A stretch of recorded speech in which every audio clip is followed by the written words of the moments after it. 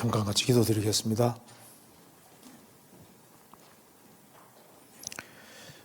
은혜와 사랑이 풍성하신 하나님 아버지, 오늘도 저희들을 한자리에 불러 모아주시고 하나님의 말씀으로 교훈받게 해주신 것을 감사합니다.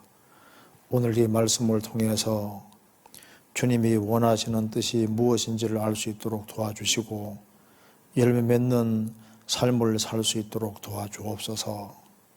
하나님 말씀으로 우리 영혼을 환하게 비춰주시고 도와주셔서 먼 훗날 주님 앞에 섰을 때 잘했다는 칭찬을 받을 수 있도록 도와주옵소서. 우리의 영혼의 눈을 열어주시고 우리가 무엇을 위해 살아야 할지를 알 수 있도록 도와주옵소서. 오늘 모든 시종 함께 해주시고 도와주옵소서. 우리 구주 예수 그리스도 이름으로 기도하옵나이다. 아멘. 성경 마가복음 14장 찾겠습니다. 마가복음 14장입니다.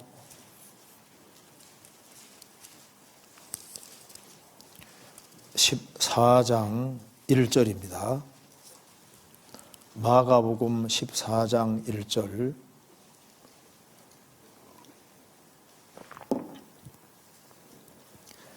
이틀을 지나면 유월절과 무교절이라. 대제사장들과 서기관들이 예수를 궤계로 잡아 죽일 방책을 구하며 가로되 민조가 날까 하노니 명절에는 말자 하더라. 예수께서 베다니 문둥이 시몬의 집에서 식사하실 때 한 여자가 매우 값진 향유 곧 순전한 나드 한 옥합을 가지고 와서 그 옥합을 깨뜨리고 예수의 머리에 부으니 어떤 사람들이 분내어 서로 말하되 무슨 의사로 이 향유를 허비하였는가. 이 향유를 300다니엘 이상에 팔아 가난한 자들에게 줄 수 있었겠노라 하며 기도다 하며 그 여자를 책망하는지라. 예수께서 가라사대 가만두어라. 너희가 어찌하여 저를 괴롭게 하느냐. 저가 네게 좋은 일을 하였느니라. 가난한 자들은 항상 너희와 함께 있으니 아무 때라도 원하는 대로 도울 수 있거니와 나는 너희와 항상 함께 있지 아니하리라. 저가 힘을 다하여 내 몸에 향유를 부어 내 장사를 미리 준비하였느니라. 내가 진실로 너희에게로 노니 온 천하에 어디든지 복음이 전파되는 곳에는 이 여자의 행한 일도 말하여 저를 기념하리라 하시니라. 12 중에 하나인 가룟 유다가 예수를 넘겨주려고 대제사장들에게 가매 저희가 듣고 기뻐하여 돈을 주기로 약속하니 유다가 예수를 어떻게 넘겨줄 기회를 찾더라. 거기까지입니다. 오늘도 참 제목이 참 좋은 것 같아요. 그 희생의 가치와 헌신된 삶의 결과, 또 가로쳐놓고 재물 관리. 이거 참 생각을 많이 해서 이렇게 제목을 잡은 것으로 생각됩니다. 참 이게 우리가 지금 계속 성경을 배우고 있는데 아주 중요한 주제를 배우고 있는 겁니다. 그래서 오늘 먼저 마가복음 14장 중심으로 해서 간단하게 이제 배우고 난 이후에 우리가 무엇을 힘써야 될지를 이렇게 배우면 이렇게 이 본문하고 좀 이 질문 이게 이제 제목 내용하고 좀 맞으리라고 생각을 합니다. 여기 이제 예수님이 십자가에 죽으시기 전에 참 예수님이 이스라엘 땅에 3년 반 동안 공생애를 했지만은 유대 종교가들, 대제사장들과 서기관들이 예수님을 죽이기를 계획하는 거예요. 예수님의 또 제자 중에 가룟 유다는 예수님을 팔아먹잖아요. 그런데 이런 때 여기 예수님을 배척하고 대적하고 죽이기로 계획하는 이 속에 주님을 정말 기쁘게 하는 사람 하나가 있었습니다. 그 사람이 바로 예수님에게 옥합을 부은 마리아입니다. 그래서 예수님이 이 마리아에 대해서 굉장한 칭찬을 해주셨습니다. 그래서 우리가 이걸 좀 배워보면은 우리가 어떻게 살아야 될지를 우리가 알 수가 있으리라고 생각합니다. 여기 이제 예수님이 죽으시기 전에 대제사장들과 서기관들이 예수님을 죽일 방책을 강구했다고 이제 1절에 이렇게 말을 했습니다. 예수님을 따르는 예수님 제자 가룟 유다도 예수님을 팔려고 유대 종교가들과 이제 이렇게 모의를 했지 않습니까? 그런데 여기에서 주님이 죽으시기 전에 주님을 가장 기쁘시게 하는 여자 마리아가 있었던 겁니다. 우리 시대도 이때와 마찬가지로 예수님이 정말 재림하시기에 정말 가장 가까운 시대에 우리가 살고 있는데 많은 사람들이 예수님을 무시하고 예수님을 대적하고 또 가짜 복음을 전하는 그런 시대에 우리가 살고 있습니다. 그래서 예수님이 죽으시기 전에 많은 사람 예수님 배척하는데 그 중에서도 예수님을 기쁘게 하는 사람이 있었잖아요. 그처럼 예수님의 재림이 가까운 이 시대에도 많은 사람이 주님 반대편에 서 있지만은 주님을 기쁘시게 하는 사람이 지금도 있을 수가 있는 겁니다. 그래서 마리아는 예수님이 죽으시기 전에 300데나리온 옥합을 샀는데 이 300데나리온 정말 비싼 옥합입니다. 향유 담은 옥합을 가져와서 옥합을 딱 깨뜨리고 예수님에게 부었습니다. 여기 3절에 예수께서 베다니 문둥이 시몬의 집에서 식사하실 때 한 여자가 마리아입니다. 성경에 마리아가 여러 사람 나오는데 여기에서는 누구냐 하면은 나사로 동생 마리아입니다.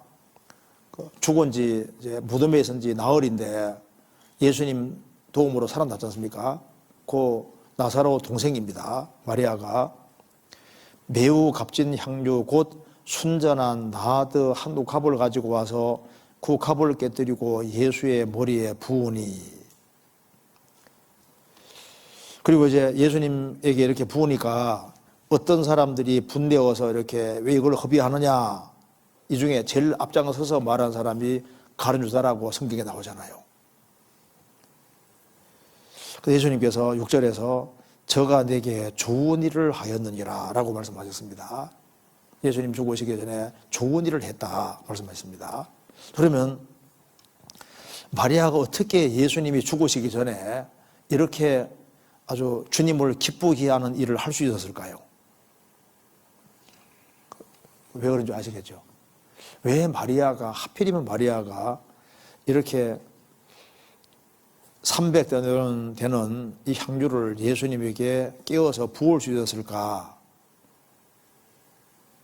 가장 핵심적인 이유는 이 마리아는 예수님 가장 가까이에서 말씀을 들었던 거예요. 누가복음 보시겠습니다. 누가복음 10장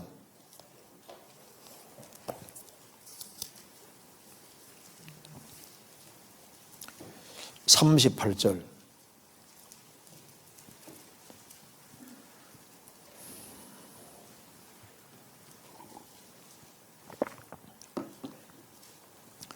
저희가 길 갈 때 예수께서 한 촌에 들어가심에 마르다라 이름하는 한 여자가 자기 집으로 영접하더라.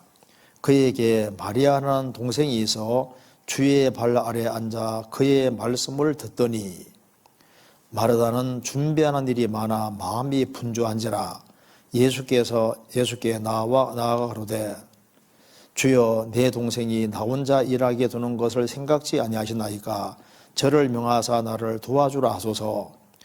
주께서 대답하여 가라사대 마르다야 마르다야 내가 많은 일로 염려하고 있지마나 그러나 몇 가지만이라만 하든지 혹 한 가지만이라도 족하니라. 마리아는 이 좋은 편을 택하였으니 빼앗기지 아니하리라 하시니라. 예수님이 오래간만에 마리아 마르다 집에 왔습니다. 근데 예수님이 이제 혼자 오신 게 아니라 제 아들을 같이 이렇게 데리고 왔으니까 꽤 식구들이 많지 않습니까? 많으니까 그 음식 준비하느라고 마르다가 바빴어요. 근데 이 예수님 여기 마르다 동생 마리아는 도와줄 생각하지 않고 예수님 오셨으니까 예수님 가까이에서 말씀을 들었다고 말입니다. 그래서 주의 발 아래 앉아서 그의 말씀을 듣더니, 마리아는 말씀 듣는 것을 좋아하는 사람입니다. 그래서 마르다는 준비하다가 참다 못해가지고 이제 예수님께 얘기를 한 겁니다. 그래서 주여, 내 동생이 나 혼자 일하게 두는 걸 생각지 아니하시나이까 저를 명하사 나를 도와주라 하소서. 반찬 준비하고 음식 준비하는 거 도와주라 하소서. 예수님께서 말씀했습니다. 마르다야, 마르다야, 내가 많은 일로 염려하고 있지만아 몇 가지만 하든지 한 가지만 해도 독하다. 예수님이 오셨는데 대접하는 것도 중요하지만 그보다 더 중요한 것은 말씀 욕심에 대해서 오신 예수님 가까이에서 말씀 듣는 것이 훨씬 더 중요하다고 말씀하신 겁니다. 그러면서 마리아는 이 좋은 편을 택하였으니 빼앗기지 아니하리라. 마르다가 큰일을 했습니까? 마리아가 큰일을 했습니까? 마르다도 주님께 봉사했으니까 좋은 일을 했잖아요. 근데 큰일은 누가 했냐 하면은 마리아가 큰일을 했습니다. 자, 교회 안에서 누가 큰일을 하냐고 말입니다. 자, 마리아, 마르다 둘 다 필요합니다. 그렇잖아요. 둘 다 필요한데, 그런데 먼저는 잘 듣는 사람이 나중에 큰일을 하는 거예요. 그러니까 마르다는 예수님 가까이에서 말씀을 잘 들었을 뿐 아니라 듣는 가운데 제자들이 알지 못하는 것을 깨달았다니까요. 아, 예수님이 얼마 후에 죽으시는구나. 그러니까 말씀을 제자들은 3년 반 동안 따라다니면서도 못 깨달은 것을 마르다는 예수님 가까이에서 아주 간절한 마음으로 말씀을 듣는 가운데 중요한 사실을 깨달은 거예요. 그래서 마가복음에서 마리아는 내 장사를 준비했다. 성경의 핵심이 예수님의 장사 죽으심인데 이걸 마리아가 깨달은 거예요. 그래서 말씀을 듣는 가운데 간절한 마음으로 말씀을 들으면은 중요한 것을 깨우치게 되는 겁니다. 이제 마르다는 어떻게 해서 옥합을 깨트리게 됐느냐? 잘 들었습니다. 얼마 후에 죽는 걸 깨달았지 않습니까? 우리도 성경을 잘 배우는 가운데 예수님이 초림하신 것을 깨닫고 이제 예수님이 곧 오시는구나 이것을 깨닫게 되는 겁니다. 예수님이 곧 오시는데 우리에게 아주 엄청난 영광을 가지고 오시는데 예수님이 곧 죽으시는구나 이걸 확실히 깨달은 것처럼 우리는요 예수님이 곧 오시는구나 이걸 확실히 깨닫게 되는 겁니다. 그래서 마리아는 곧 죽으시는 예수님 앞에 옥합을 깨트린 것처럼 예수님이 다시 오시는 걸 확실하게 아는 사람은 어디에다가 옥합을 깨트려야 될지를 안다 그 말입니다. 주님 앞에 옥합을 깨트려야 되는 거지 않습니까? 마리아가 옥합 깨트린 것은 신약 시대를 사는 그리스도인들에게 어떻게 살아야 될지를 보여주는 거예요. 예수님은 영광 중에 다시 재림하십니다. 주께 기쁘시게 할 것이 무엇인가 시험하여 보라고 말씀하셨는데 다시 오실 주님 앞에서 주님을 기쁘시게 하는 것이 뭘까? 나의 옥합은 무엇인가? 이런 걸 생각하고 주님께 마리아는 쏟아 부었잖아요. 자, 그러면 마리아가 왜 옥합을 예수님에게 깨트릴 수 있을까요? 자, 마리아는 하나님 말씀을 깨달았을 뿐 아니라 나사로가 자기 오라비가 죽었다 살아나는 걸 봤잖아요. 예수님의 신성을 받고 그리고 예수님이 자기 인생에서 가장 소중한 분이 된 거예요. 그러니까 마리아가 옥합을 깨트리게 된 이유는 모든 것보다 주님을 더 사랑했기 때문에 그것이 사랑한 것이 결과로서 옥합 깨트리는 데 나타난 겁니다. 마리아는 자기 오라비가 죽었다가 살아나는 걸 봤잖아요. 무덤에 있은 지 나흘인데 예수님이 돌문 열라고 하시고 나사로에 나오느라니까 나사로가 살아나왔잖아요. 거기에서 예수님이 바로 부활이고 생명이라는 걸 확실하게 봤습니다. 내 인생을 투자할 대상이 바로 예수님이라는 걸 확실히 본 겁니다. 그리고 이제 예수님이 성경대로 예수님이 이제 별세할 걸 말씀했기 때문에 예수님이 이제 곧 죽으신다는 것 확실하게 알은 거예요. 그래서 예수님이 살아계실 때 내가 뭘 해야 될까 그걸 생각을 하고 있었던 겁니다. 그래서 그 주님을 사랑하는 그 모든 것이 표현된 것이 바로 옥합을 깨트리는 거예요. 300데나리온 남자가 300일 동안 하는 일입니다. 300일 동안. 그걸 예수님 앞에 다 깨트릴 거잖아요. 그러니까 남자가 1년 내내 수고하고 한 푼도 안 쓰고 모으면 300데나리온 되는 거예요. 그걸 예수님께서 깨어 바쳤다고 말입니다. 그래서 모든 것보다 주님을 더 사랑한다는 것을 여기에 표현을 한 겁니다.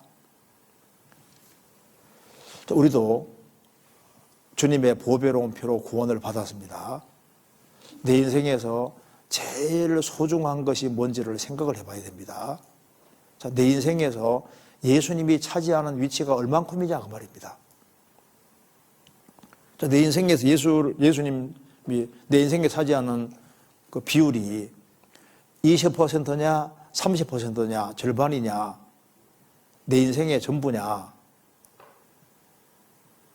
마리아는 예수님이 자기 인생의 전부인 거예요. 전부. 그 전부인 그것이 옥합 깨트리는 거로 나타난 거예요. 자, 백백일은 제로란 말이 있습니다. 다 있는데 예수님 없으면 인생 제로가 되는 거예요. 제로 플러스 1은 100이라고. 그러니까 아무것도 없는데 예수님이 있으면 다 있는 거잖아요. 그러니까 마리아에게는 정말 보배가 바로 예수님이 자기 보배인 거예요. 자기 보배. 그런데 이 마리아가 하는 행동을 사람들은 이해를 할 수가 없는 겁니다. 성경 마가복음 14장입니다.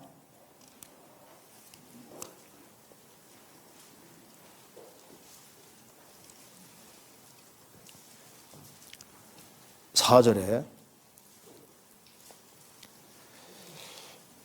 어떤 사람들이 분되어 서로 말하되 무슨 의사로 이 향료를 허비하였는가? 어떤 사람들이 분되어 서로 말하되 무슨 의사로 이 향료를 허비하였는가? 자, 예수님께 드려지는 것을 허비로 생각하는 사람들이 있습니다. 예수님께 시간을 드리고 예수님께 물질을 드리고 예수님에게 봉사하고 헌신하는 것을 그걸 허비로 생각합니다. 그래서 예수님께 지나치게 하지 말라고 권하거든요. 허비라고 생각하는 겁니다. 그 낭비라고 생각하는 거예요. 왜 교회에서 그렇게 시간을 많이 보내느냐? 더 보람된 곳이 많은데 더 보람된 곳이 어디입니까? 주님께는 시간이나 물질이나 모든 것을 조금 드리면서 다른 데다가 시간을 많이 투자하면은 물질을 많이 투자하면 그건 허비가 아니고 주님께 투자하는 건 허비냐 그 말입니다. 어디에다가 투자하는 것이 보람된 것이냐 그 말입니다. 그 사람 착각하거든요. 너 예수 믿더라도 대충 믿어. 그 올인하지 말어. 이렇게 말하거든요. 그게 주님 말하는 말이 아니지 않습니까? 또 적당한 선에서 해. 사실 우리가 태어날 때 아담 안에 태어났습니다. 아담 안에 태어나서 아담 안에 살다가 아담 안에 죽으면 그거 다 제로가 되는 거예요. 이 세상에 태어나서 평생 수고하고 살다가 대기업을 일구고 돈을 엄청 벌고 그리고 해서 죽었다. 죽는 순간에 전부 다 제로잖아요. 지금 구원받기 전에 되어지는 모든 소고는 다 헛소고고 다 헛인 거예요. 어찌하여 열방이 분노하며 민족들이 허사를 경영하는고. 지금 국가적으로 많은 사업을 하고 전 세계가 어떤 중요한 일을 한다고 하지만은 그 금세 잠깐입니다. 이 세상과 정족은 지나가는 거예요. 주님 안에서 되어지는 것은 하나도 허비가 아닌 거예요. 어찌하여 허비하느냐? 이게 왜 허비냐 그 말입니다. 너는 왜 교회 생활하는데 그걸 심각하게 생각하고 그렇게 올인하는 식으로 열심히 하느냐 그 말입니다. 그러면 우리가 어디에다가 올인이 되는 거예요? 그래서 나는 적당하게 신앙생활 하니까 대충 신앙생활 하니까 지혜로운 것이고, 교회 안에다가 운명과 고락을 함께 하면서 거기에다 인생 투자하면 그건 지혜로운 게 아닙니까? 그게 착각인 거라고. 제가 글을 하나 읽어드리겠습니다. 5분 후에라는 제목입니다. 읽어드리겠습니다. 나는 곧 주님 앞에 서게 될 것이다. 그리하면 순식간에 모든 것을 새로운 시각으로 볼 수 있을 것이다.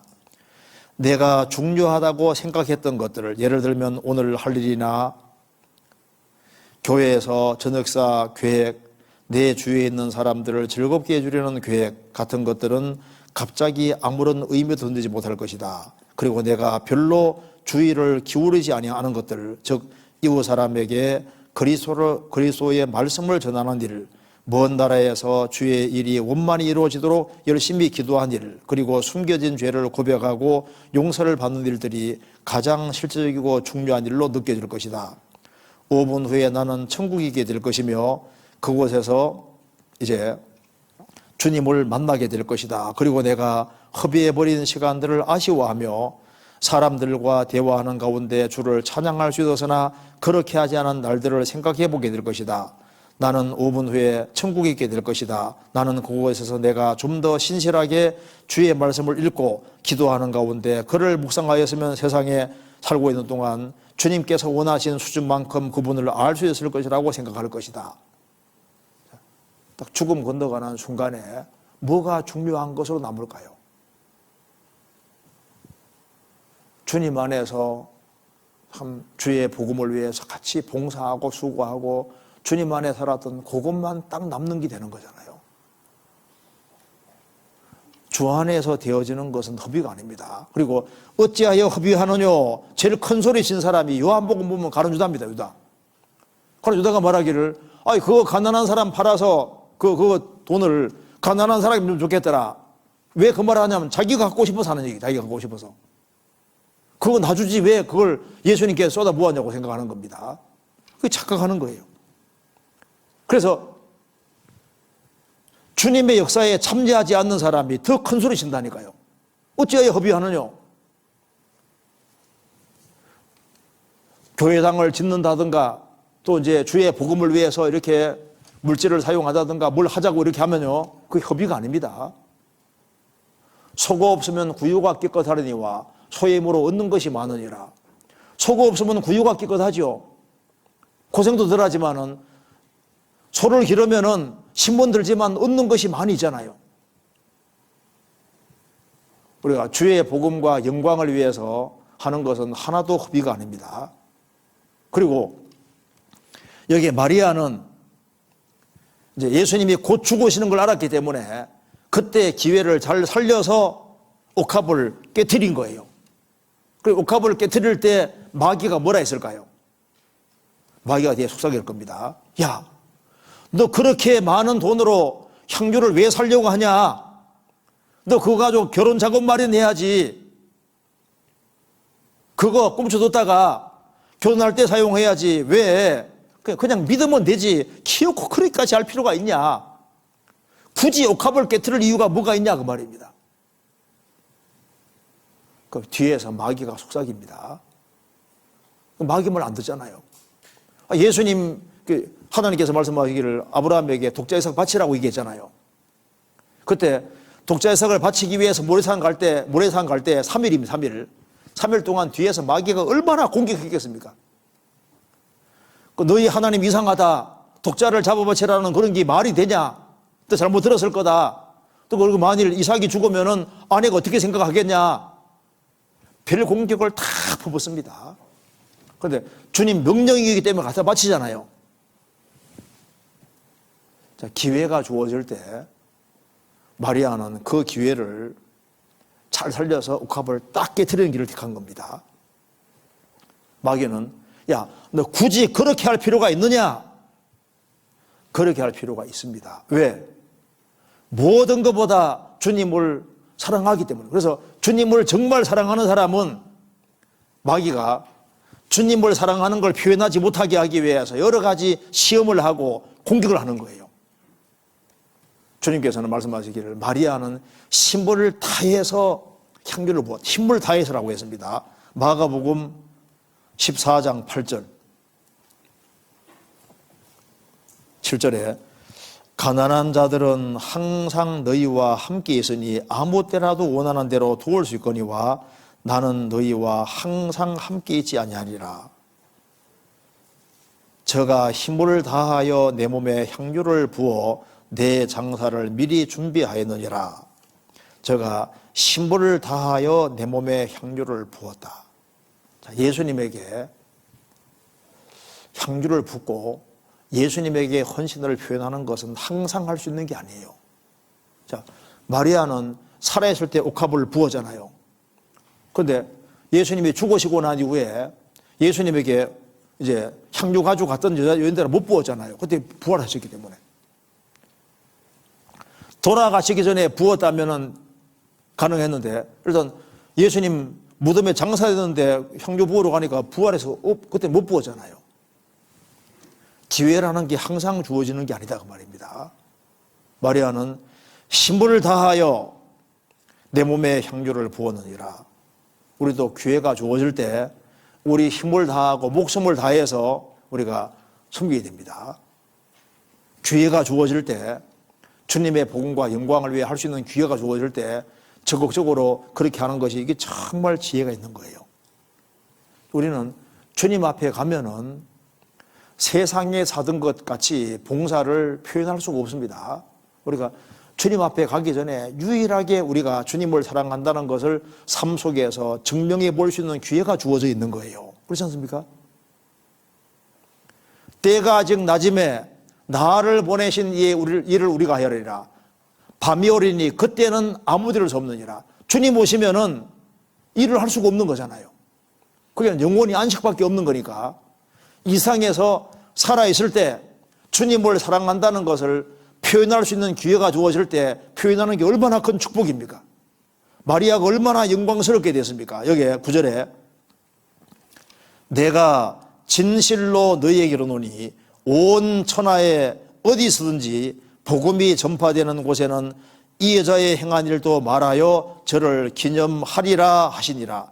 기념하라가 아니라 기념하리라 하시니라. 복음이 전해지는 곳에 희생이 있는 그곳에는 마리아 얘기가 항상 나오게 될 것이다. 우리도 마리아를 본받지 않은 얘기가 나오게 될 거다 그 말입니다. 복음이 전해지는 그곳에는 마리아가 이렇게 한 것처럼 우리도 그렇게 하자. 그러면서 제2의 마리아, 제3의 마리아가 계속 나올 것을 말씀하신 겁니다. 마리아는 용감했습니다. 사람이 참된 믿음을 가지고 있으면은 그 사람은 용감해지는 거예요. 주님을 사랑하는 마음이 있는 사람은 용감해집니다. 마리아는 주님을 사랑했기 때문에 용감하고 예수님은 자기의 모든 것이었기 때문에 그녀는 용감했습니다. 굳이 300데나리온으로 이걸 사야 되냐 그 말입니다. 마리아는 주님을 위해서 그렇게 하는 것은 하나도 아까운 것이 아니었던 거예요. 그리고 자신이 옥합을 깨트릴 때 이해 못하는 사람들이 많이 생길 걸 이미 알고 있습니다. 많은 사람이 비언난할 수도 있고, 그리고 이제 그 엉뚱한 소리 하게 될 걸 알지 않습니까? 그래도 그걸 개의치 않고 하는 거 봐요. 다른 사람의 눈초리 이런 걸 개의치 않고 오로지 딱 포커스를 주님께 맞추어서 그렇게 했습니다. 그렇잖아요. 그리고 우리도 신앙생활에서 이 마리아의 헌신 같은 걸 우리가 배워야 됩니다. 마리아는 예수님의 죽으심을 준비한 것처럼 우리는 지금 다시 오시는 주님 앞에 있는 거예요. 그리고 우리가 어떻게 신앙생활을 하느냐 하는 것이 이것이 우리 영원한 운명과 함께 되는 겁니다. 우리가 이제 생을 살아가는 가운데 우리가 주님을 사랑한다는 걸 어떻게 표현할 거냐 그 말입니다. 그것은 시간을 어디에다 사용하느냐, 우리의 물질을 어디에 사용하느냐, 우리 몸을 어디에 사용하느냐, 이것으로 다 이제 드러나는 겁니다. 그래서 우리의 희생과 수고와 헌신은 기본적으로 세 가지입니다. 시간 투자를 어디에 하느냐, 우리가 물질을 어디에다가 드리느냐, 우리 몸을 어디에다가 사용하느냐, 이것으로 결정이 되는 거예요. 그래서 이게 희생의 가치와 헌신된 삶의 결과, 제목이 이렇게 되어 있습니다. 우리의 헌신은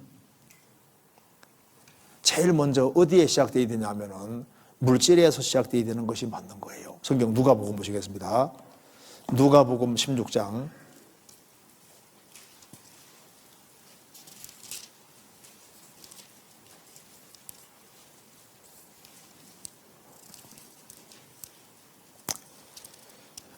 16장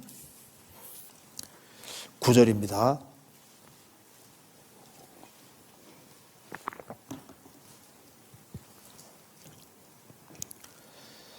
내가 너희에게 말하노니 불의의 제물로 친구를 사기라. 그리하면 없어질 때 저희가 영원한 처소로 너희를 영접하리라. 지극히 작은 것에 충성된 자는 큰 것에도 충성되고 지극히 작은 것에 불의한 자는 큰 것에도 불의하니라.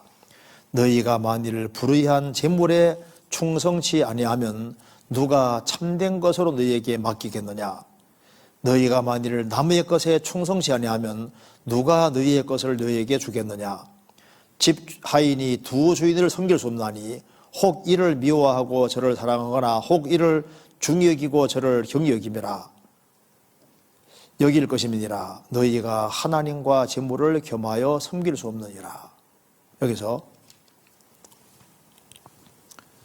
주님이 그리스도인들의 신앙을 평가할 때 뭐로 평가할까요?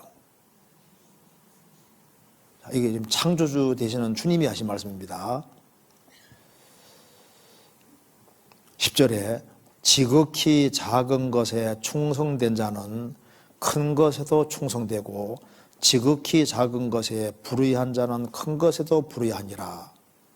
그러면서 너희가 만일 불의한 재물에 충성치 아니하면, 이게 지극히 작은 것이 뭡니까?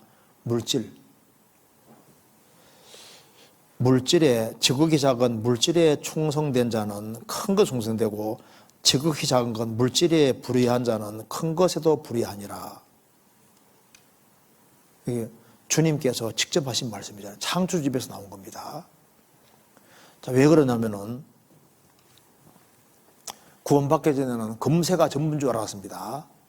근데 구원 딱 보고 나면은 영원한 처소가 있구나, 이걸 확실하게 믿게 됐잖아요. 그 앞에 9절에 내가 너희에게 말하노니 불의의 제물로 친구를 사기라.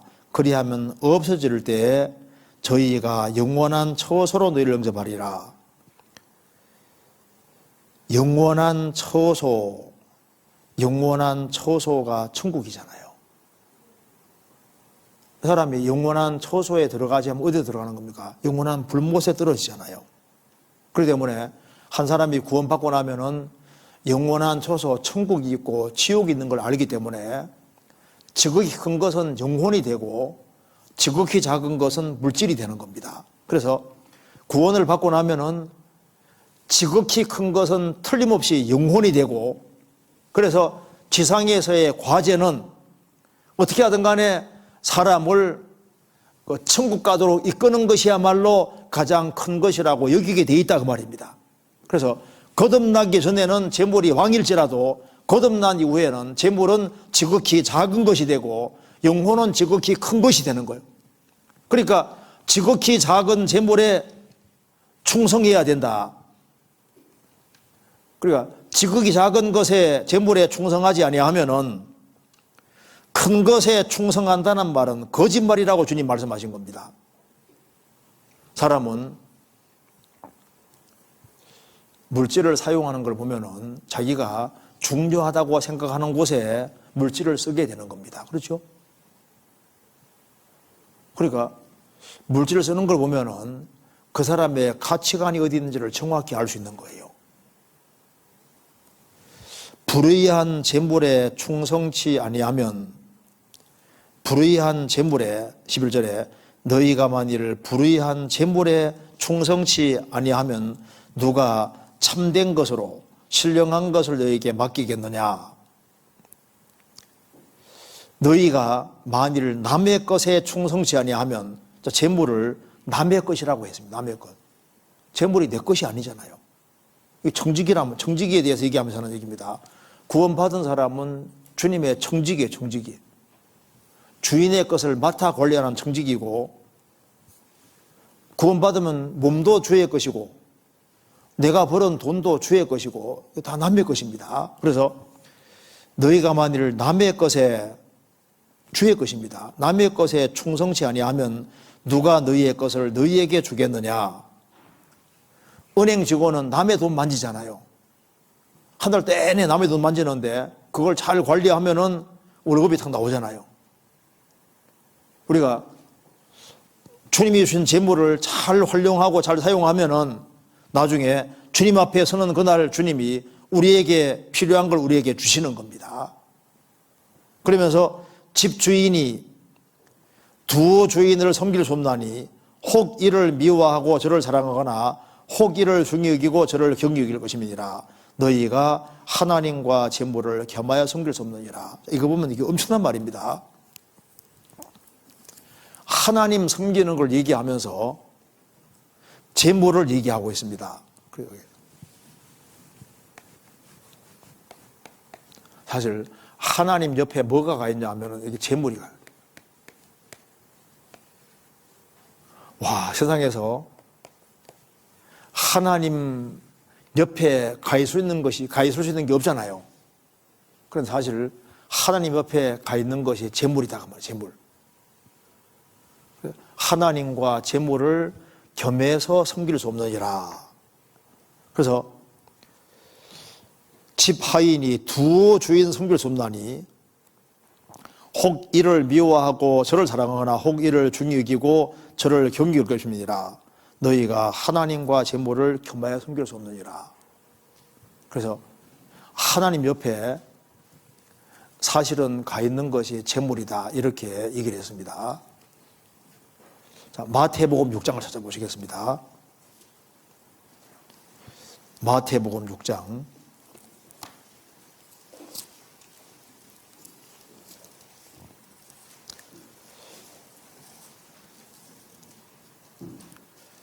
19절.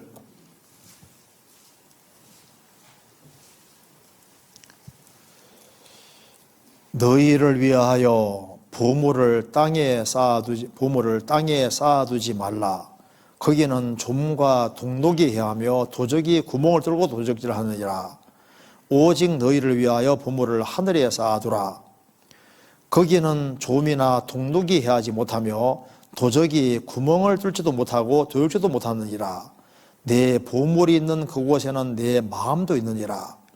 눈은 몸의 등불이니 그러므로 내 눈이 성하면 온몸이 밝을 것이요 눈이 나쁘면 온몸이 어두울 것이니 그러므로 내게 있는 빛이 어두우면 그 어둠이 얼마나 하겠느뇨. 한 사람이 두 주인을 섬기지 못할 것이니 혹 이를 미워하며 저를 사랑하거나 혹 이를 중히 여기며 저를 경히 여길 것임이니라. 너희가 하나님과 재물을 겸하여 섬기지 못하느니라. 자, 보물을 하늘에 쌓아두라 그랬죠? 보물을 하늘에 쌓아두라고 했는데 보물을 하늘에 쌓아두려면 보물이 뭔지 알아야 될 거 아니에요. 그래서 여기 내 보물이 있는 곳에는 그곳에는 내 마음도 있느니라. 자, 보물을 하늘에 쌓아야 되는데 보물을 하늘에 쌓으려면 보물이 뭔지를 알아야 될 거 아니에요. 무엇이 보물인가? 구원받고 나면은 주님이 보물이라는 걸 알게 됩니다. 주님이 보물이에요. 뭐가 보물일까요? 교회가 보물이잖아요. 교회가. 구원받은 성도 한 사람 한 사람이 보물입니다. 그리고 영혼이 얼마나 귀한 보물이에요. 그러니까 보물이 뭔지 딱 보이는 사람은 보물을 저 위에 쌓는 길이 뭔지를 알 수가 있는 거라고. 근데 이 보물이 왜 안 보이냐 하면은 눈이 잘못되면 보물이 안 보이는 거예요. 그래서 여기에 말씀하기를 22절에 눈은 몸의 등불이라 그러므로 내 눈이 성하면 온몸이 밝을 것이요 눈이 나쁘면 온몸이 어두울 것이니. 그러니까 눈이 밝아야 되는데 영혼의 눈이 딱 밝아야만 영원한 천국이 보이고 뭐가 보물인지를 보면은 보물이 있는 곳에 마음이 가네 그게 투자하게 될 거 아니에요. 그런데 눈이 흐려지면은 보물이 뭔지가 안 보이니까 그저 돈이 보물이고 폐물이 보물이고 그래서 이제 눈에 보이는 것 이거 자체가 보물이라고 착각한다고 말입니다. 그러니까 영혼의 눈이 딱 밝아져야 돼요. 영혼의 눈이 딱 밝아져야만 진짜 보물이 뭔지를 알게 되고 진짜 보물이 뭔지 보이는 사람은 거기에다가 쌓게 되는 겁니다. 그 영혼의 눈이 어두워지면은 무조건 땅에다가 많이 쌓으면은 저희가 복받은 사람이라고 생각하거든요. 그래서 나중에 보면은 주님을 의지하는 것이 아니라 자기가 쌓아놓은 재물을 다 의지하고 있는 거예요. 나 많이 벌었다. 많이 벌었는데 저 위에는 하나도 안 쌓았잖아요.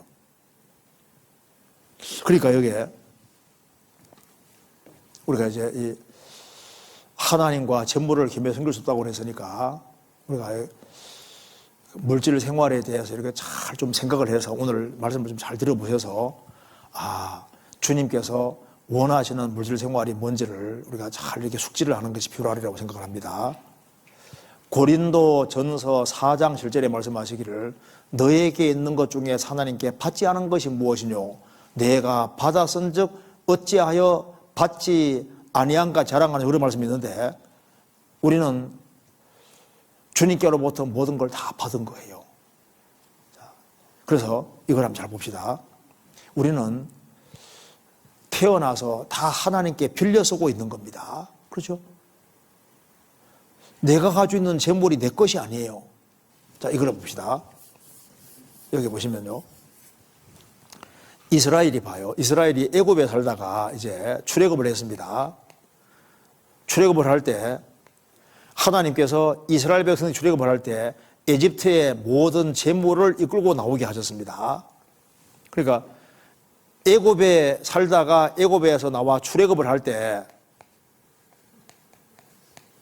에집트의 재물을 몽땅 끌고 나오게 하셨는데 끌고 나오게 하신 이유는 뭐냐면 하나님의 일을 위해서입니다. 그래서 출애굽을 할 때 얻은 재물을 가지고서 어디 사용했냐면은 성막 짓는데 이게 사용이 됐지 않습니까? 그리고 다윗 당시에 이스라엘 백성들이 전쟁을 해서 탈취물을 많이 얻었습니다. 탈취물을 많이 얻었는데 그걸 하나님께서 탈취물을 많이 얻게 해주셨습니다. 그래서 다윗 시대에 전쟁으로 탈취물을 많이 얻었는데 이거 하나님이 주신 것이기 때문에 이걸 사용해 가지고 뭘 짓냐면 솔로몬이 성전을 짓게 되는 겁니다. 그리고 이스라엘이 이제 출애굽을 할 때 하나님께서 말씀하시기를 이스라엘은 내 아들 내 장자라고 했지 않습니까? 원래 이스라엘은 다 죽어야 되는데 양의 피 때문에 살아났으니까 그때 잘 봐봐요. 6월절 날 하나님께서 에집트의 장자를 죽일 때 장자 사람만 죽였습니까? 가축의 장자도 죽였습니까? 장자도 죽이고 가축의 장자도 다 죽였거든요. 그래서 이스라엘은 내 아들 내 장자라. 그래서 이스라엘 백성들이 양의 피를 경험하고 나왔을 때는 이스라엘은 내 아들 내 장자이기 때문에 이스라엘 백성과 이스라엘 모든 소유물이 주의 것으로 다 구별이 된 겁니다. 우리가 구원받을 때 봐요. 구원받을 때 너희는 예수 그리스도의 것으로 부르신 분 아니라, 우리가 구원받을 때 예수 그리스도의 것이 됐으니까 내가 주님의 것이 됐고 내 소유물이 다 주님의 것이 된 거예요. 그렇지 않습니까? 그러니까 내 것이 아니라 주님이 주의 영광 위에 사용하라고 주님께서 주신 거다 그 말입니다. 구원받을 때 우리 몸을 주님께 받은 것이고 내가 가지고 있는 모든 소유물도 주님께 받은 거예요. 주의 것이 된 거라고, 구원받을 때. 그래서 이제 이스라엘 출애굽을 해가지고 하나님께서 제목을 주셨는데 이것이 성막 짓는 데도 사용이 됐고 또 어디 사용됐냐 하면은 금송아지 섬기는 데도 사용이 됐잖아요. 출애굽 32장에 모세가 시내산에 십계명을 받으러 갈 때 모세가 더디 내려오니까 이스라엘 백성들이 모세는 이제 안 돌아올 거다. 그래서 모세가 더디 내려오는 걸 보고서 금송아지 우상을 만들었는데, 그때 애굽에서 가져온 것들을, 주님이 주신 것을 여기에다가 집어 던져가서 금송아지 만들었잖아요. 나중에 모세가 내려와서 대노에서 이걸 다 부숴가지고 이제 강가에 다 뿌려버렸습니다. 그러니까 성막에 드린 것은 이거 영원히 남는 것이 됐는데 금송아지 섬기는 사용된 것은 다 없어지게 됐잖아요. 우리가 구원받고 내가 가지고 있는 재물이 있는데 이 재물을 주님 영광 위에 사용할 수도 있고, 그리고 다 없어질 것에 사용할 수도 있는 거예요. 주님의 것이 허비될 수도 있는 거다 그 말입니다. 그렇죠?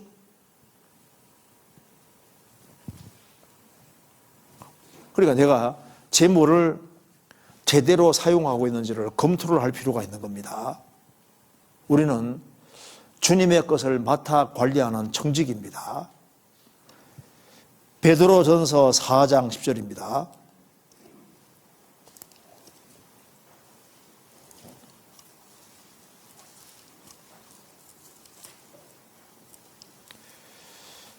베드로전서 4장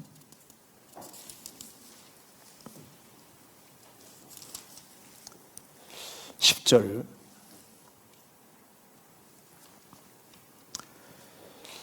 각각 은사를 받은 대로 하나님의 각양 은혜를 맡은 선한 청지기 같이 서로 봉사하라. 각각 은사를 받은 대로, 각각 은사가 있습니다. 하나님의 각양 은혜를 맡은 선한 청지기같이 봉사하라. 구원받은 사람은 하나님 볼 때 청지기입니다. 청지기는 주님의 것을 맡아서 관리하는 사람인 거예요. 그러니까 우리가 그리스도인의 심판대에 서게 되면은 주님의 청지기로서 심판을 받게 되는 겁니다. 주님의 청지기로서 주님의 것을 어떻게 관리했느냐, 그것에 대해서 심판을 받게 되는 거예요. 자, 그래서 조금 이제 구체적으로 생각해 봅시다. 그리스도인들은 이 세상에 살면서 제일 먼저 부지런히 벌어야 됩니다. 부지런히. 성경에서 부지런히 벌으라고 말씀하셨거든요. 세상에 살아야 되기 때문에 게으른 것은 죄가 되는 겁니다. 그래서 최대한 게으름 부리지 말고 최선 다해 살면서 열심히 버는 것이 그게 주님께서 원하시는 뜻이에요. 그래서 죄가 되지 않는 한에는 최대한 성실하게 벌어야 된다고 성경에서 계속 강조하고 있습니다. 잠언 18장 보시겠습니다. 잠언 18장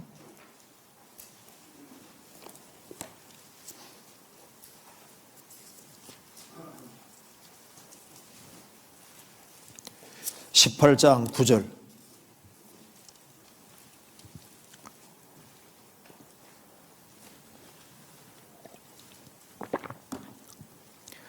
자기의 일을 게을리 하는 자는 폐가 하는 자의 형제니라. 그 자기 일을 게을리 하는 자는 폐가 하는 자, 집안을 망하게 하는 자의 형제니라.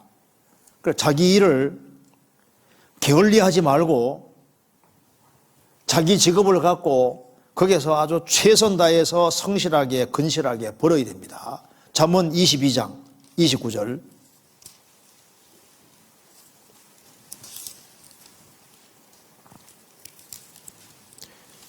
22장 29절. 내가 자기 사업에 건실한 사람을 보았느냐? 이러한 사람은 왕 앞에 설 것이요 천한 자 앞에 서지 아니리라. 내가 자기 사업에, 자기 주어진 일 사업에 건실한 성실한 사람을 보았느냐? 건실하다는 것은 서둘러서 열심히 하는 겁니다. 민첩하게 빠르게 열심히 하는 거예요. 그런 사람 보았느냐? 이러한 사람은 왕 앞에 설 것이요 천한 자 앞에 서지 아니할 것이다. 우리가 최선 다해서 열심히 벌어야 된다고 성경에 계속 말하고 있습니다. 잠언 11장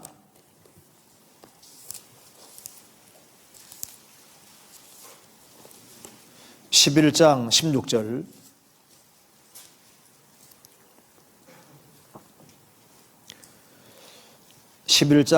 같이 읽겠습니다. 유덕한 여자는 존경을 얻고 근면한 남자는 진보를 얻느니라. 유덕한, 덕이 많은, 덕이 있는 여자는 존경을 얻고 존귀하게 되고 근면한 남자는 재물을 얻느니라. 근면한 남자. 남자가 근면하게 건실하게 살아가면은 재물을 얻느니라. 얻는 것이 맞죠. 잠언 12장 27절.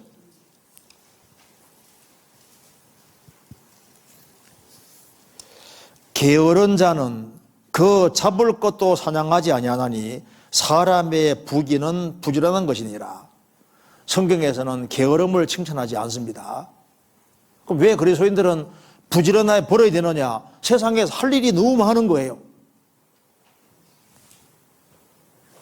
뭐 돈 벌어서 뭐 하냐 하는데 사람들이 그거 잘못 생각하는 겁니다. 돈이 아무것도 아닌 게 아니에요. 돈을 기대는 건 안 되지만은 성실하게 벌어야 되는 것이 맞습니다. 주님 뜻이거든요. 열심히 벌어야 되는 거예요. 데살로니가전서 4장입니다. 4장 11절.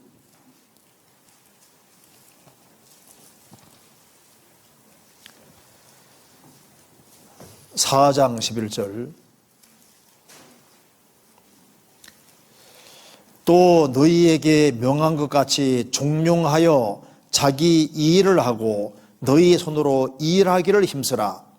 이는 외인을 대하여 단정히 행하고 또한 아무 궁핍함이 없게 하려니라. 또 너희를 명한 같이 종용하여 자기 일을 하고, 이게 왜 이걸 강조했냐면은 데살로니가 성도들은 주님 곧 오신다 생각하고 일을 안 하는 거예요. 일을. 주님이 언제 오시더라도 자기 일을 하고 너희 손으로 일하기 힘쓰라. 일을 성실히 하는 속에 주님 만나야 된다 그 말입니다. 이는 외인을, 구원 안 받은 외인을 대하여 단정히 행하고 또한 아무 궁핍함이 없게 하랍니다. 열심히 벌어야지, 그래야지 도와줄 수도 있고 전도하는 데 활용될 수 있잖아요. 에베소서 4장 보시겠습니다. 에베소서 4장 28절.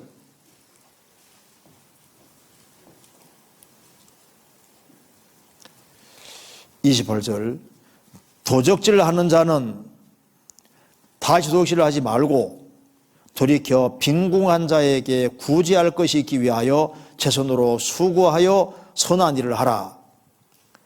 구원받기 전에 도적질을 하고 살아난 사람이라 할지라도 구원받고 나면은 도적질을 하지 말고 빈궁한 자에게 이제 구제할 수 있게 하기 위하여 남에게 도움 베풀고 살아야 될 거 아니에요.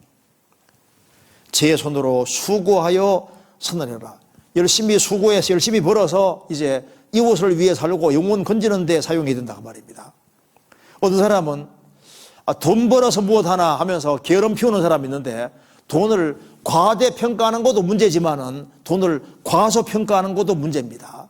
성경에서는 돈 자체가 큰 힘을 가지고 있다고 분명히 말하고 있습니다. 전도서 10장입니다.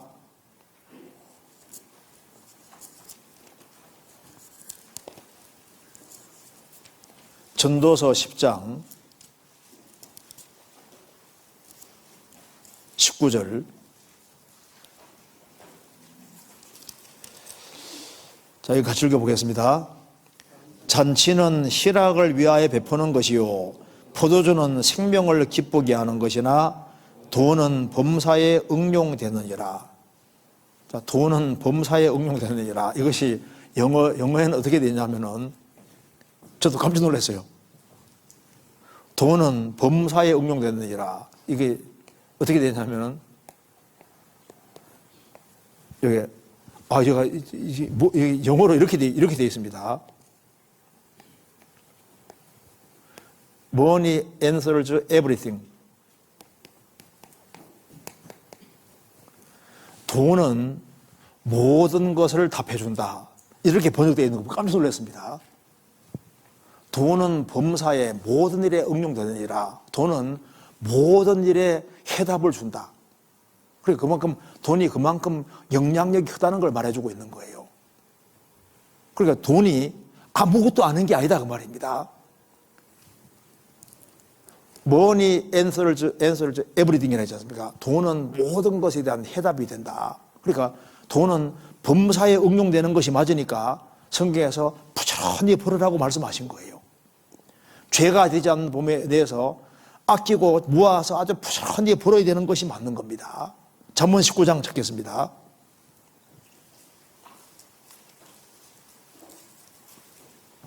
(19장) 4절.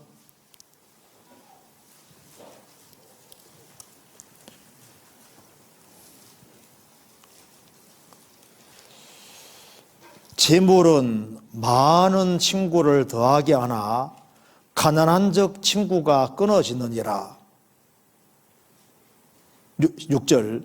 너그러운 사람에게는 은혜를 구하는 자가 많고 선물을 주기 좋아하는 자마다 자에게는 사람마다 친구가 되느니라. 가난한 자는 그 형제들에게도 미움을 받거든 하물며 친구야 그를 멀리하지 아니하겠느냐. 따라가며 말을 할지라도 그들은 없어졌으리라. 재물이 많은 적 친구를 더하게 하나 가난한 적 친구가 끊어지는 일반적인 짓을 하고 있는 것입니다. 재물이 많고 돈 잘 버는 사람은 뭔가 뜯어먹을 게 있는 친구들이 많아지잖아요. 그리고 너그러운 사람에게는 은혜를 구하는 자가 많고 선물을 주기 좋아하는 자마다 자에게는 사람마다 친구가 되느니라. 그래서 주는 거 좋아하는 사람은 친구도 많아지고 주기를 좋아하는 사람은 또 전도하기도 훨씬 유리한 것이 맞잖아요. 그리고 가난한 자는 형제지간에도 가난하면 부담스러워하는 거예요. 미움받겠거든. 하물며 친구야 그를 멀리지 않겠느냐. 따라가며 말할지라도 벌써 친구가 사라졌을 것이다. 그러니까 돈 자체를 과대평가하는 것도 문제지만은 돈을 과소평가, 그까짓 거, 돈 이렇게 생각하는 것도 문제다 그 말입니다. 무슨 이해되죠? 그래서 돈은 합법적인 범위 안에서 최선 다해서 벌으라고 주님께서 말씀하셨습니다. 그리고 돈을 버는 것보다 바르게 사용하는 것이 이게 더 어려운 거예요. 단 성경에 말씀하기를 창기에 번 돈, 개 같은 자의 돈은 가져오지 말라고 했습니다. 부정한 짓을 해가지고 벌은 돈을 주님께 바치면 주님 받으시겠냐? 안 받으신다 그 말입니다. 그리고 작은 돈이라도 잘 아끼는 것이 필요합니다. 예수님께서 보리 5개 물고기 2마리로 5,000명 먹이신 이후에 버리는 것이 없게 하라 그랬지 않습니까? 버리는 것이. 낭비하는 것은 죄가 되는 겁니다. 그리고 쉽게 돈 벌려고 하는 것도 합당하지 않습니다. 정상적인 방법으로 돈을 벌려고 해야지 도박한다든가 그러니까 쉬운 방법으로 돈을 벌려고 하는 그것도 합당하지 않아요. 잠언 28장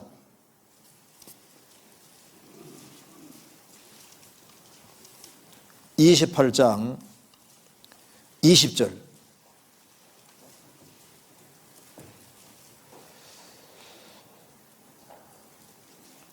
충성된 자는 복이 많아도 속히 부하고자 하는 자는 형벌을 면치 못하리라. 일 같은 거 안 하면서 잔머리 굴려서 아주 속히 짧은 시간 내에 아주 일확천금을 노리는 이런 것은 신앙인으로 합당하지 않다 그 말입니다. 그래서 충성된 자는 복이 많아도 속히 부하고자 하는 자는 형벌을 면치 못하리라. 그래서 어떤 직업을 가지든 간에 그 직업 안에서 성실하게 건실하게 행하고 그 지혜롭게 행하고 그리고 이제 신뢰감 게 이렇게 행동을 해야 됩니다. 그래서 혹시 직장 생활하는 사람은 직장 생활하는 가운데서 돈을 빼돌린다든가 눈치 보가면서 하지 않습니까? 그 불의한 방법으로 하지 않습니까? 그렇게 하는 거 합당하지 않습니다. 그리고 이제 교회 안에서는 특별히 믿는 사람 중에 믿는 사람에게 상전이 있을 경우 있잖아요. 그때는 믿는 자라고 해서 그걸 우습게 생각하지 말고 믿는 사람이 상사하면은 더 잘하라고 성경에서 공고하고 있잖아요. 여기는 의견 있는지 모르겠습니다. 성경 한번 디모데전서 6장입니다. 디모데전서 6장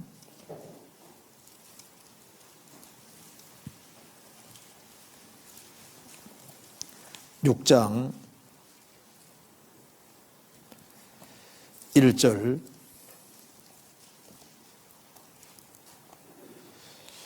무릇 멍에 아래에 있는 종들은 자기 상전들을 범사에 마땅히 공경할 자로 알지니 이는 하나님의 이름과 교훈으로 회방을 받지 않게 함이라. 믿는 상전이 있는 자들은 그 상전을 형제라고 경히 여기지 말고 더 잘 섬기게 하라. 이는 유익을 받는 자들이 믿는 자요 사랑을 받는 자입니다. 너는 이것들을 가르치고 권하라. 믿는 사람이 상전인 같은 경우에는 더 잘 섬기게 하라. 그러니까 믿는 사람이라고 해서 상사가 믿는 사람이라고 해서 더 소홀히 하면 안 된다 그 말입니다. 믿는 상전이기 때문에 더 잘 섬기게 하라. 이는 유익을 받는 자들이 믿는 자요 사랑을 받는 자임이니라. 너희는 이것들을 가르치고 권하라. 그래서 우리가 여러 종류의 직업을 가지고 올 수가 있는데 그 사업을 하더라도 가능하면 이게 동업 같은 것은 안 좋습니다. 왜 동업은 왜 안 좋냐면은 믿지 않는 자와 멍에같이 하지 마라 그랬지 않습니까? 둘이 그냥 동일한 입장에서 이렇게 동업을 하면은 거의 손해 보니까 내가 직원이 되든지 윗사람이 되든지 해야지. 같이 동업하면은 믿는 사람 믿지 않는 사람 동업하면은 거의 실패하기가 쉬워요. 동업 같은 건 조심해야 됩니다. 그리고 보증선언고도 우리는 그리스도인들은 조심해야 돼요. 그리고 생을 살아가는 가운데 어떤 경우에도 빚은 안 지려고 최대한 노력을 해야 됩니다. 빚을 지지 않고 살려고 노력이 되는 것이 맞아요. 그리고 이제 돈은 최대한 열심히 벌 때 돈은 사랑해서는 안 되는 겁니다. 우리 돈을 버는 것은 기대기 위해 돈 버는 게 아니에요. 우리의 주는 주님이시고 그리고 내가 성실하게 버는 건 맞지만은 여기는 절대 기댈 대상이 아닙니다. 아브라함은 부자입니다. 부자. 엄청 부자인데 그는 하나님 기대고 살았지 돈 기대고 사는 것이 아니잖아요. 욥이 얼마나 엄청난 부자입니까? 그런데 그는 최대한 성실하게 살아서 엄청 부자지만은 그렇지만은 돈은 안 기대했습니다. 그래서 재산 다 날아갔을 때 뭐라 했습니까? 주신 자도 주님이시고 취하신 자도 주님이시오니 주님이 영광 받으실 줄아. 열심히 버는 거하고 기대는 건 다른 문제인 거예요. 생을 살아가는 가운데 절대 돈에 기대는 것은 합당하지 않습니다. 그렇기 때문에 열심히 벌었는데 돈이 많이 벌린다 해서 너무 좋아할 것도 없는 거예요. 우리는 목적이라는 것이 있는 사람인 겁니다. 돈은 절대 기댈 대상이 아닙니다. 잠언 여기 먼저 써봅시다. 시편부터 먼저 봅시다. 시편 62편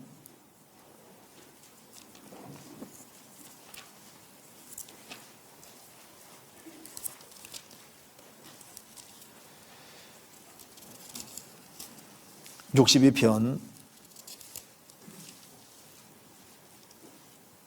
10절 포학을 의지하지 말며 탈취한 것으로 허망해지지 말며 재물이 늘어도 거기에 치심치 말지어다.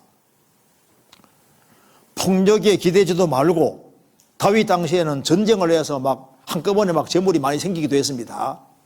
그 재물이 많이 전쟁에서 탈취물이 많이 생겼다고 해서 그것 때문에 허망해지지도 말고 거짓되게 되지도 말고 재물이 늘어도 거기에 치심하지 마라, 마음 두지 마라 그 말입니다. 하나님이 한두 번 하신 말씀을 내가 들었나니 권능은 하나님께 속하였답니다.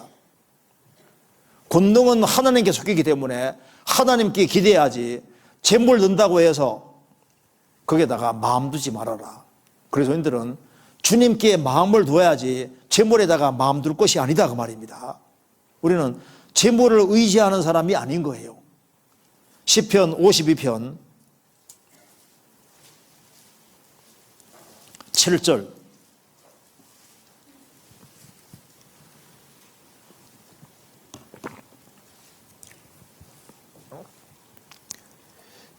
이 사람은 하나님으로 자기 힘을 삼지 아니하고 오직 그 재물의 풍부함을 의지하며 제약으로 스스로 든든케 하던 자라 하리로다. 이 사람은, 여기 구원 안 받은 사람입니다. 이 사람은 하나님으로 자기 힘을 삼지 아니하고 오직 그 재물의 풍부함을 의지하며 제약으로 스스로 든든케 하던 자라. 그는 재물을 의지하고 살았다고 말입니다. 시편 49편에 보면은 재물이 못하는 걸 열거를 하고 있습니다. 재물이 뭘 못할까요? 영혼 구원 못한다고 했잖아요. 그리고 사람들은 이건 내 밭이다, 이건 내 땅이다, 내 거라고 하는데 사람이 오래 살아야 내 것이지 내 것이라 칭해도 100년도 못 사는 사람에게 내 것이 어디 있냐 그 말입니다. 죽을 때 아무것도 못 가져가는데 내 것이라고 칭할 만한 것이 없다 그 말입니다. 죽을 때 아무것도 가지고 가지 못하는 거예요. 그러니까 재물은 잠깐 사용하는 것이지 이것이 기댈 만한 대상은 못 된다 그 말입니다. 그래서 재물이 는다고 해서 재물 때문에 마음을 든든히 가지고 합당하지 않습니다. 또 재물이 적다고 해서 그것 때문에 또 당황할 것도 아니고 우리는 언제든 주님을 의지하고 살아가는 사람이에요. 그리고 우리가 성실하게 근실하게 벌어야 되는 건 맞지만은 잔꾀를 꿰어서 어떻게 하면 남들처럼 살아볼까 하면서 일부러 부자가 되려고 욕심 부린다든가 이렇게 하면 그게 덫이 딱 있는 겁니다. 그러니까 성실하게 근실하게 살아가는 건 좋은데 남들처럼 살아보고 싶어서 세상에서 멋지게 살아보고 싶어서 어떻게 하면 돈을 잘 벌 수 있을까 하면서 잔머리를 굴리게 되면 그 배후에 마귀가 있을 수가 많이 있는 거예요. 그러면 돈벌이 하는 것 때문에 신앙을 망치게 내려 있으니까 그걸 성경에 조심하라고 성경에 말하고 있습니다. 잠언 23장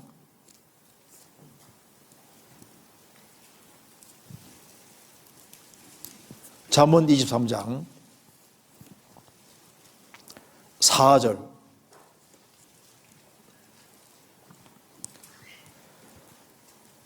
부자 되기에 애쓰지 말고 내 사사로운 지혜를 버릴지어다. 내가 어찌 허무한 게 주목하겠느냐. 정령이 재물은 날개를 내어 하늘에 나는 독수리처럼 날아가리라. 성실하게 근실하게 살아야 되는 건 맞지만은 부자 되기에 애쓰지 말아라. 그러니까 남들처럼 살아보려고 세상 사람처럼 멋지게 살아보려고 그렇게 하다 보면은 사사로운 지혜가 들어가는 거예요. 잔꾀가 들어가는 겁니다. 그것 때문에 신앙 망친 사람이 많잖아요. 차라리 성경 말씀하기를 적은 소득이 의를 겸하면은 많은 소득이 불의 겸하면 낫다. 소득이 적어도 신앙생활 잘하는 길을 택해야지 신앙생활 못하면서 부자 되는 길이 있다고 해가지고 그 길을 택하고 신앙생활을 등한히 하면 그거 완전히 어리석은 거잖아요. 성경은 성실하게 근실하게 열심히 벌어야 된다 그 말 맞다 그 말입니다. 그런데 기준을 나도 언제 저런 사람처럼 살아보나 하면서 세상 사람 눈을 돌려서 세상 사람처럼 있지 않습니까? 아주 세상에서 아주 멋지게 누려보려고 하는 그런 마음 가지고 그런 꿈을 꾸면은 돈벌이 하다가 신앙생활 망치는 수가 있는 거예요. 그렇잖아요? 그래서 여기 말씀하기를 부자 되기에 애쓰지 말고 내 사사로운 지혜를 버릴지어내라. 내가 어찌 허무한 것에 주목하겠느냐. 정령의 재물은 날개를 내어 하늘에 난 소처럼 날아가리라. 돈은 있다가도 없습니다. 돈 날아가는 것은요, 막 기업을 읽어가지고 막 돈을 막 주물거리는 사람들 있지 않습니까? 주님 후보면요 금방 날아가 버려요. 돈 날아가는 건 금방 날아갑니다. 돈 벌어난가 싶은데 그냥 갑자기 병들어서 막 돈 다 날리기도 하고, 돈 없으시는 건 순식간에 될 수도 있는 거예요. 그리고 기댈 만한 게 못 된다고 말입니다. 디모데전서 6장.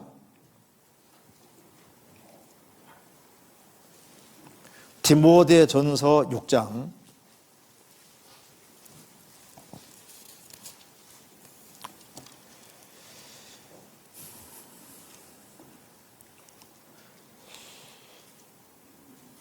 (9절입니다)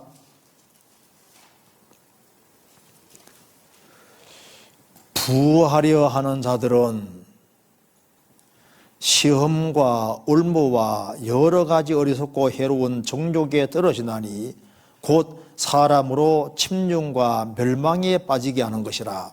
돈을 사랑함이 일만하게 뿌리가 되나니 이것을 사모하는 자들이 미혹을 받아 믿음에 드나 많은 근심으로 자기를 찔러도다. 주님께서는 부자 되게 해줄 생각도 안 하고 있습니다. 그런데 어떻게 하든 세상에서 아주 멋지게 살아야 되겠다. 그 부한 것 자체를 목적으로 삼고 살아가는 사람은 교회 마귀가, 야, 너 부자들이 양심만 조금 굽혀, 약간만 요령 피워, 이렇게 하면은 돈 벌 수 있어, 이렇게 해가지고 마귀가 꿰는 거예요. 그래서 부하려 하는 자들은 시험과 올무와 여러 가지 어리석고 해로운 정욕에 떨어지나니 그 사람으로 침륜과 멸망에 빠지게 하는 게 아니라 멸망시킨다고 말입니다.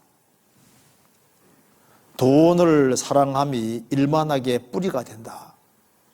이것 때문에, 돈 때문에 신앙생활 망친 사람이 한두 명이 아닌 거예요. 우리 그리스도인들은 열심히 벌되 성실하게 양심을 따라 열심히 벌어야 되는 건 맞지만은 열심히 버는 이유가 뭐 부자 되려고 버는 게 아니잖아요. 우리는 먹을 것이 있고 입을 것이 있으면 족한 것이고, 열심히 벌어서 주님께서 많이 벌게 해주면 좋은 거잖아요. 또 적게 벌게 해주면 적게 버는 대로 보는 거예요. 그리고 과부가 두렙돈 집어넣었을 때 주님이 제일 많이 집어넣었다고 했거든요. 두렙돈은 1,000원도 안 된다고. 뭐 양이 많다고 해서 좋아하시는 분이 아니잖아요. 나는 1,000만 원 버는데 100만 원 씹을 줄 안다. 어떤 사람은 뭐 100만 원 버는데 10만 원 한다. 주님 볼 때 똑같은 거예요. 그러니까 양 가지고 개선하는 게 아니라고. 주님은 나를 원하시는 것이지, 내가 신앙생활 잘하는 그거 보기 원하시는 거예요. 그리고 재물은 주님께서 신앙생활 잘하면 또 합당한 사람도 주시는 겁니다. 성실하게 살아가면요 또 주님 주셔요. 그래서 게으른 것은 문제가 됩니다. 합당하지를 않아요. 그리고 사람이 부지런하면은 재물을 모읍니다. 자, 여기 남편이 월급을 조금씩 가져와도 아내가 부지런하면 보세요. 돈 잘 모으거든요. 남편 돈 많이 버는데 아내가 게으르면요 돈 모은 것이 없어요. 신기하게도 적게 벌어와도 아내가 부지런하면요 신기하게도 재물이 많이 모아져 있습니다. 돈 많이 번다고 많이 모아지는 게 아니라니까요. 부지런하면 많이 모아요. 실제로 부지런하면은 주님께서 지혜도 주시고 그렇게 해서 재물을 잘 모을 수 있는 겁니다. 우리는 그리고 이제 재물을 이제 버는 것도 문제지만은 이걸 다스리는 건 이게 더 큰 문제인 거예요. 우리는 재물의 종이 되면 안 된다 그 말입니다.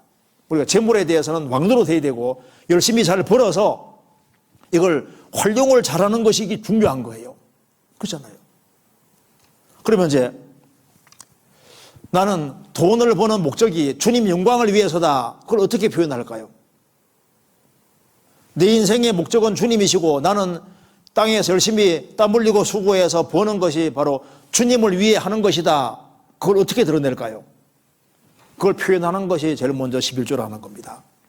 11조는 내가 이 땅에서 땀 흘리고 수고한 모든 것은 하나님께서 주신 것이라는 걸 인정하는 표가 11조니까 11조는 전체가 하나님 것을 인정하는 표고 11조를 드릴 때 10분의 9도 주님의 것이기 때문에 합당하게 사용하겠다는 그 뜻으로 드리는 겁니다. 그러니까 11조 드리는 사람은 10분의 1은 주님 것이고 10분의 9는 내 것이니까 내 마음대로 사용하겠다 그 뜻이 아닙니다.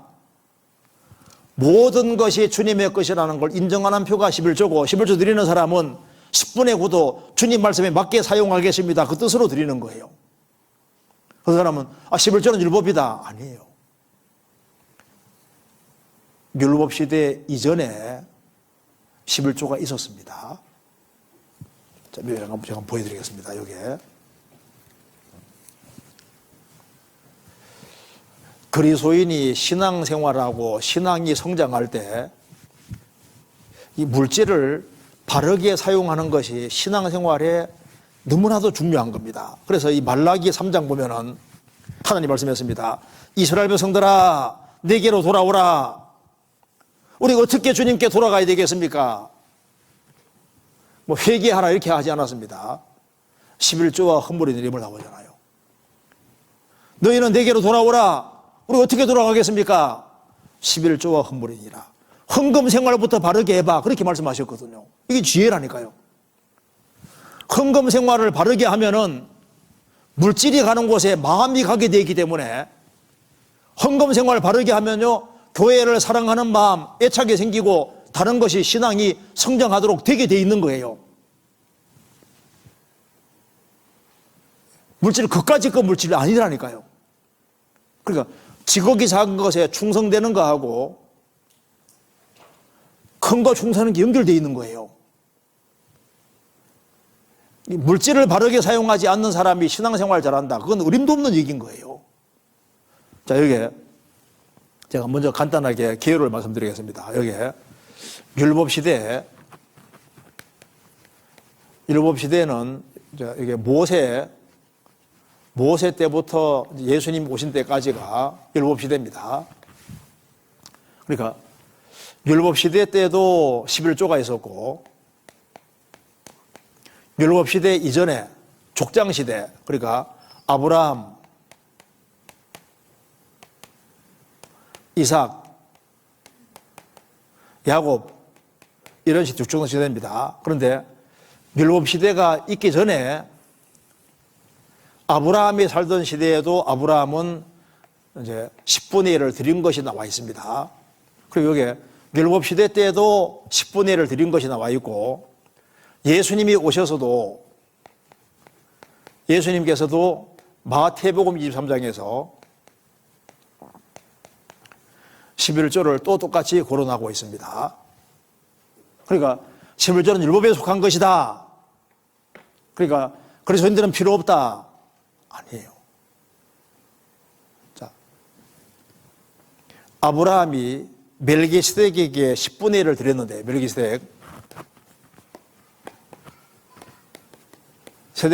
멜기세덱에게 10분의 1을 드렸는데요. 멜기세덱의 판자 쫓는 영원한 제사장이 바로 예수님이고 예수님이 신약시대 교회의 머리로 계십니다. 그래서 아브라함은 믿음의 조상으로서 멜기세덱에게 10분의 1을 드렸는데 신약시대 아브라함의 믿음 자체를 쫓는 사람들이 멜기세덱의 판자 쫓는 영원한 제사장이 예수님이기 때문에 예수님에게 주님 머리로 받드는 교회 안에서 10분의 1을 이렇게 드리는 게 연결되어 있는 거예요.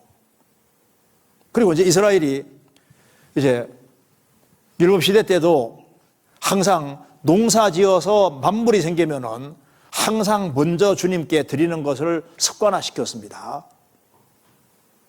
왜 그러느냐? 주님께서 축복해 주려고 그렇게 하라고 하신 거예요. 축복해 주려고. 한번 찾아봅시다. 창세기 14장 먼저 보시겠습니다.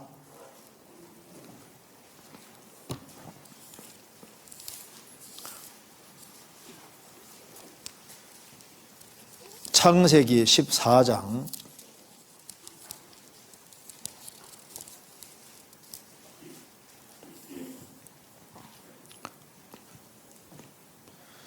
18절.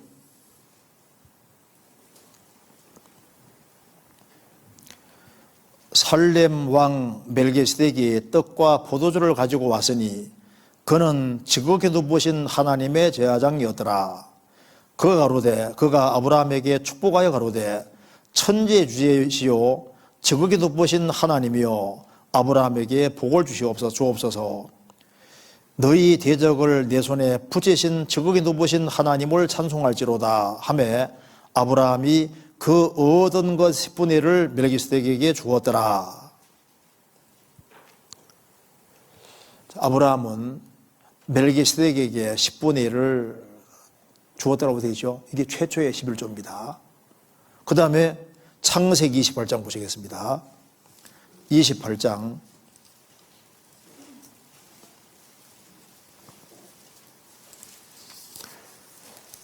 22절.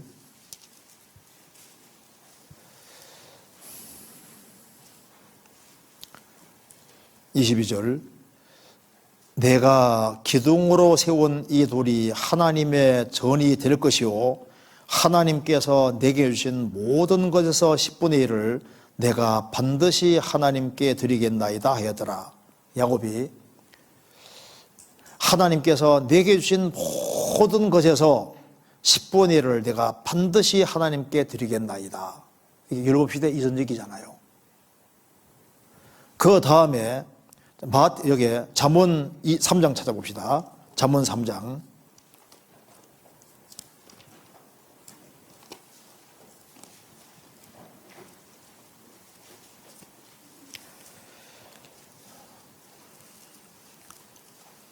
3장 9절 찾겠습니다.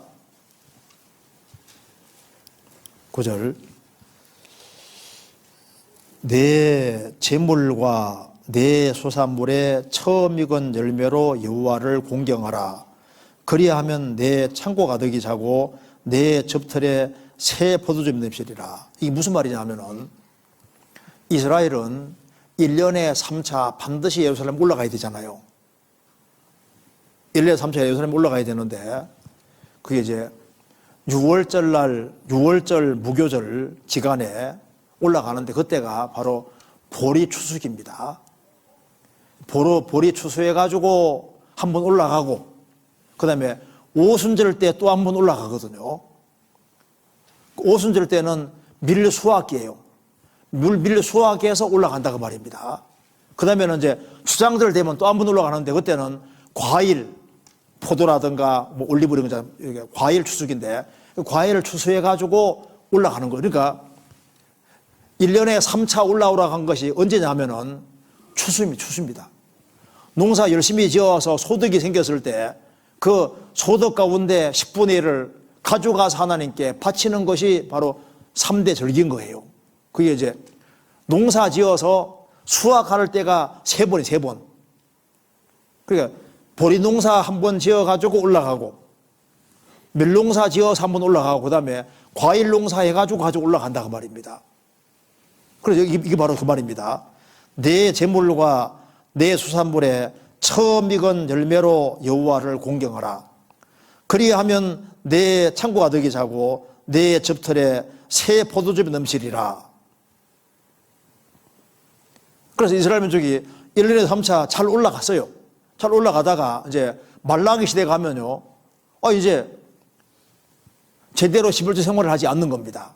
그래서 말라기에서 하나님이 이렇게 말씀하신 겁니다. 말라기에서 보시겠습니다.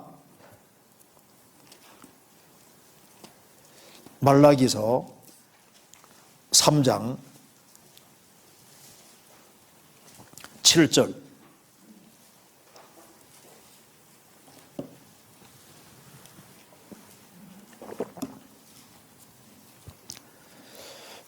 만군의 여호와가 이르노라.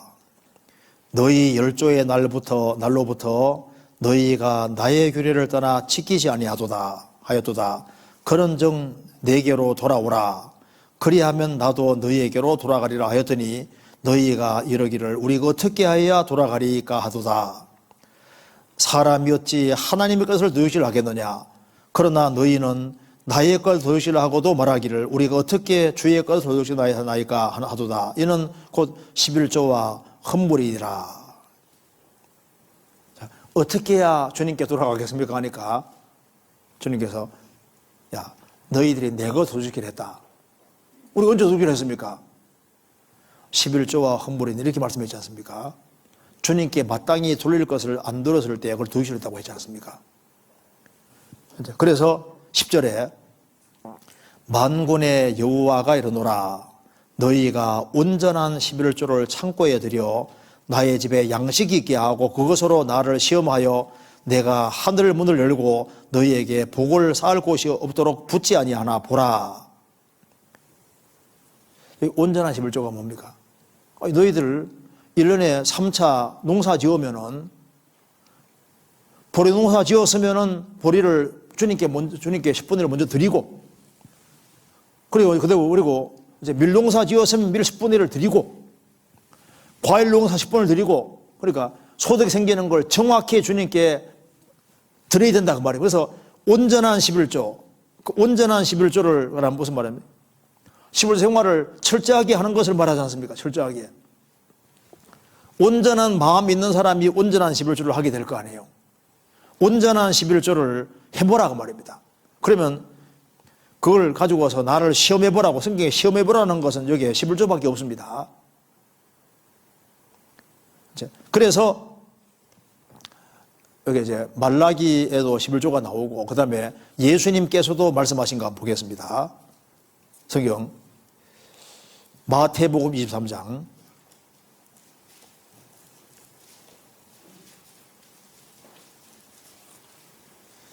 23장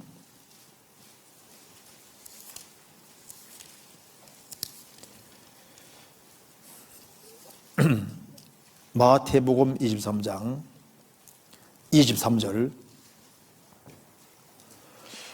화에 있을진저 외식하는 서기관들과 바리새인들이여 너희가 박하와 회향과 근체의 11조를 들이되 율법에 더 중한 바 의와 인과 신은 버려도다. 그러나 이것도 행하고 저것도 버리지 말아야 할지니라. 율법에 더 중한 것이 의와 인과 신인데 11조도 버리지 말아라. 그리고 철저하게 11조 하는 것도 버리지 말아야 할 것이니라. 그래서 성경이 말씀하기를 멜기세덱의 반차 쫓는 영원한 제사장이 바로 예수님이기 때문에 히브리서 7장 이하에 보면은요 멜기세덱이 바로 예수님이라고 설명이 되어 있습니다. 근데 그 멜기세덱의 반차 쫓는 영원한 제사장이 바로 예수님이고 예수님이 하나님의 집에 제사장으로 계시잖아요. 성경 봅시다. 히브리서 7장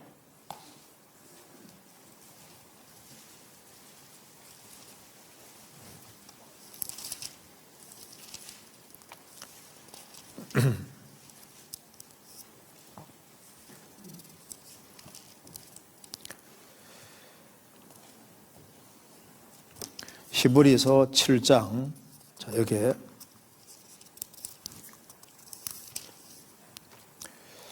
7장 1절입니다. 이 멜기세덱은 살렘 왕이요 지극히 높으신 하나님의 제사장이라. 여러 임금을 쳐서 죽이고 돌아오는 아브라함을 만나 복을 빈 자라. 아브라함이 일체의 10분의 1을 그에게 나눠주니라. 그 이름을 번역한 적 첫째는 의의 왕이요 또 살렘 왕이니 곧 평강의 왕이요. 그 다음 같이 읽겠습니다. 아비도 없고 어미도 없고 족보도 없고 시작한 날도 없고 생명의 것도 없어 하나님의 아들과 방불하여 항상 제사장으로 있느니라. 이 멜기세덱은 아버지도 없어요. 어머니도 없어요. 족보도 없고 시작한 날도 없고 생명의 것도 없어요. 하나님의 아들과 방불하여 항상 제사장으로 있느니라. 항상 제사장은 누굽니까? 예수님이잖아요. 그리고 예수님은 멜기세덱의 반차 쫓는 영원한 제사장이라고 말씀하셨는데, 그 멜기세덱의 차례에 쫓는 영원한 제사장으로 예수님이 계신데, 이 예수님이 어디 계시느냐? 하나님의 집에 제사장으로 계시다 그 말입니다. 히브리 10장입니다.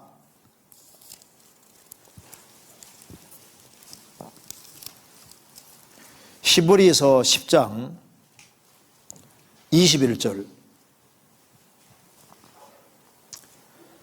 또 하나님의 집 다스리는 큰 제사장이 계심에, 자, 하나님의 집이 교회입니다.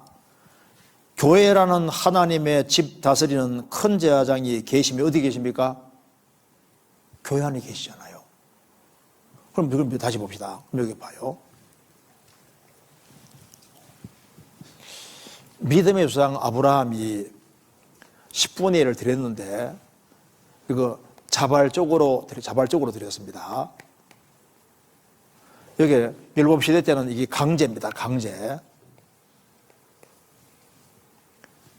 근데, 자, 강제로 11조 생활하는 거하고, 여기는 자발적인 거거든요. 11조 생활 안 하는 데 가가지고 주님 잡아가는 것도 아니고 지옥 가는 문제가 아니잖아요.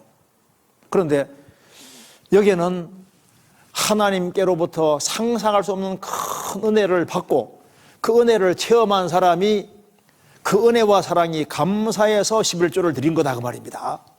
여기는 강제거든요. 지금 멜기세덱의 차례 쫓는 영원한 제사장이 이제 교회의 머리로 계신데, 예수님이 제사장으로 계십니다. 계신데, 거듭난 그리스도인들은 율법 시대에 살지 않고 은혜 시대에 사는데, 우리는 상상할 수 없는 은혜를 받은 사람들입니다. 그래서 은혜를 받은 사람이 모든 이런 은혜와 사랑을 베풀어 주신 바로 주님을 나의 주님으로 받아들이고, 내게 주신 모든 것은 하나님의 거라는 것을 인정하는 표로 10분의 1을 드리는 거니까, 신약 시대 때도 은혜를 깨달은 사람이 드리는 거니까 이게 자발적인 겁니다. 자발적인. 그러니까 이 자발적인 것은 강제적인 것보다 사실은 더 강도가 센 거예요. 그러니까 아브라함도 그 은혜를 크게 받은 사람이기 때문에 은혜의 근거에 10분의 1을 드린 거잖아요. 신약시대 우리도 주님 은혜를 받고 천국까지 가게 됐는데, 그 은혜와 사랑을 받은 사람이 은혜 받은 것을 표현하는 게 10분의 1이니까 이건 강제가 아니고 자발적인 것이기 때문에 사실 더 해야 되는 것이 맞는 거라고 그러잖아요. 어떤 교회는 이제 교인이 500명인데 한 목사님 물었습니다. 여기는 몇 명이 헌금 11조 합니까 하니까 우리는 몽땅 다 합니다 하니까 뭐 그런 교회도 있어요? 예, 절반은 교회다 가고 절반은 주님이 다 거둬 가십니다. 어쨌든 11조는 다 하고 있다 그 말입니다. 어떤 분이요, 제가 이제 상담하러 왔습니다. 갑자기 돈 몇천만 원이 사라진 거예요. 제가 조심스럽게 줬습니다. 11조 생활 제대로 했습니까 하니까 한번 생각해 보시라고. 11조 생활 잘 안 할 때부터 계산 딱 해보라고. 그게 돈 얼마 들지 한번 생각해 보라 하니까 대충 맞네요. 어쨌든 간에 날아가게 되어 있습니다. 주님의 것이니까. 그러니까 11조를 하든 안 하든 간에 이건 내게 아니기 때문에 다 날아간다니까요. 날아가니까 무조건 하는 것이 그게 지혜로운 거예요. 그리고 아셔야 될 것은 11조라든가 이런 헌금 생활을 할 때는 여유가 있어 하는 게 아닙니다. 여유가 없는 사람은 여유가 없기 때문에 더 해야 되는 것이 맞는 거예요. 사르밧 과부는 이제 먹을 것이 없잖아요. 통에 가루 조금 남았고, 그 다음에 기름병에 기름이 조금 남았습니다. 그런데 그 최악의 상황에 있을 때 엘리야가 등장했잖아요. 작은 떡을 먼저 내게 갖다 바치라. 얌체도 그런 얌체가 없어요. 이제 마지막 한번 요리해 먹으면 때거리가 없고 이제 죽을 판인데, 그런 상황에서도 먼저 엘리야에게 바치라고 했잖아요. 그러면은 직원 끝날 때까지 하나님께서 통에 가루가 계속 나오고 기름병에 기름이 계속 나오게 하겠다고. 그래서 그렇게 하니까 그대로 됐잖아요. 헌금은 여유 있는 사람이 하지 아니에요. 여유가 없기 때문에, 쪼달리기 때문에 헌금 생활을 더 철저히 하는 거라고. 과부가 두레 맞췄을 때 주님이 왜 기뻐하셨습니까? 어차피 이 돈 가지고 못 사니까 하나님 책임지시하고 집어넣은 거예요. 여유 있어 신앙생활 헌금하는 게 아니라니까요.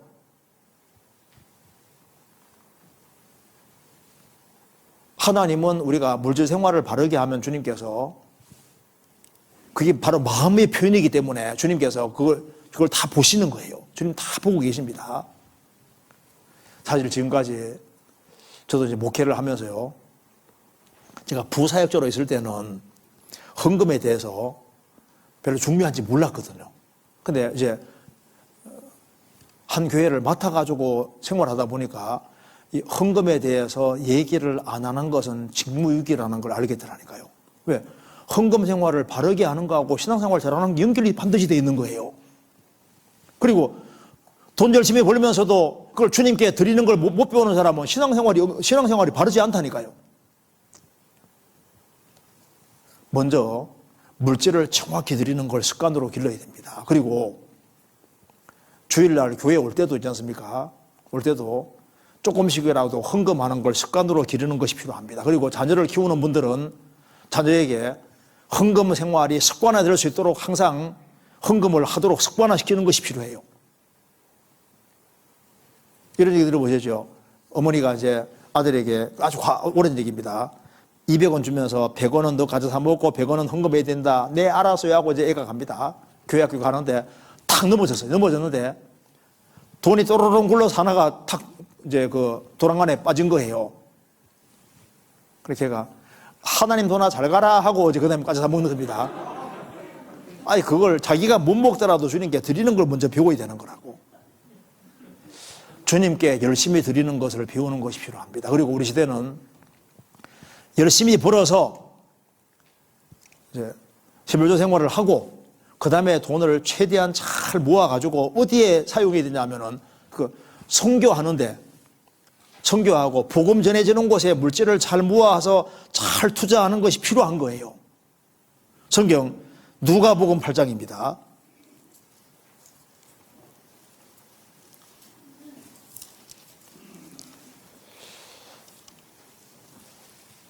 8장 1절입니다.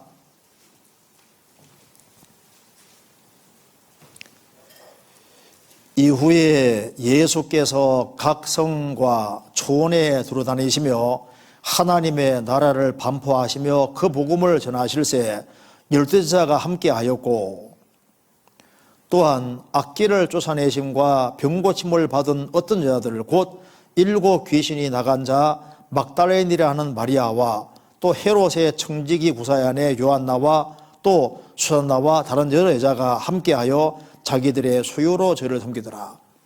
예수님이 복음 전도하실 때 그때 여러 여인들이 자기들의 물질을 도와서 예수님 선교하는 사역을 도왔습니다. 그게 다 기록되어 있잖아요. 그래서 복음 전도에 이 물질을 잘 사용하는 것이 너무너무 중요한 게 되는 겁니다. 바울 사도가 전도할 때 그 빌립보 성도들이 도왔잖아요. 그게 성경에 다 기록되어 있습니다. 성경 빌립보서 4장입니다.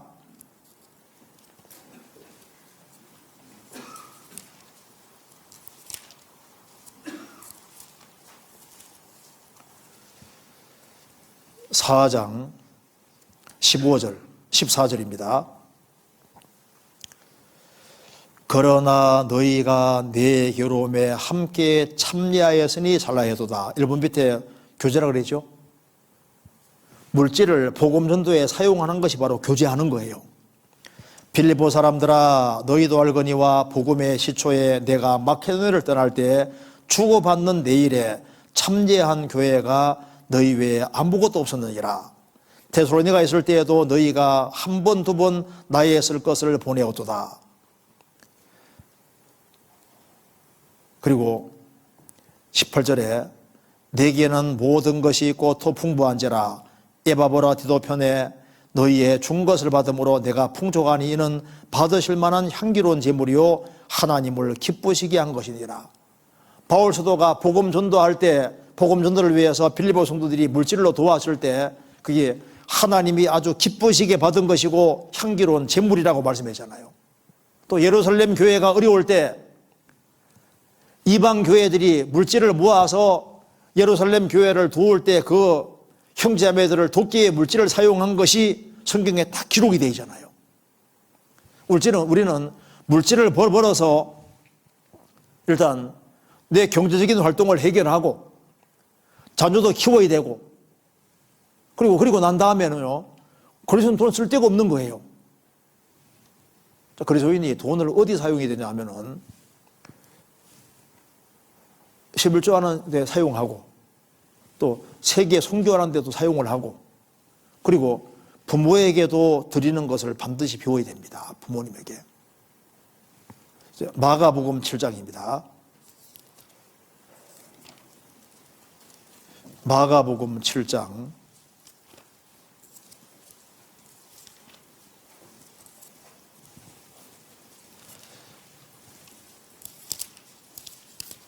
7장 10절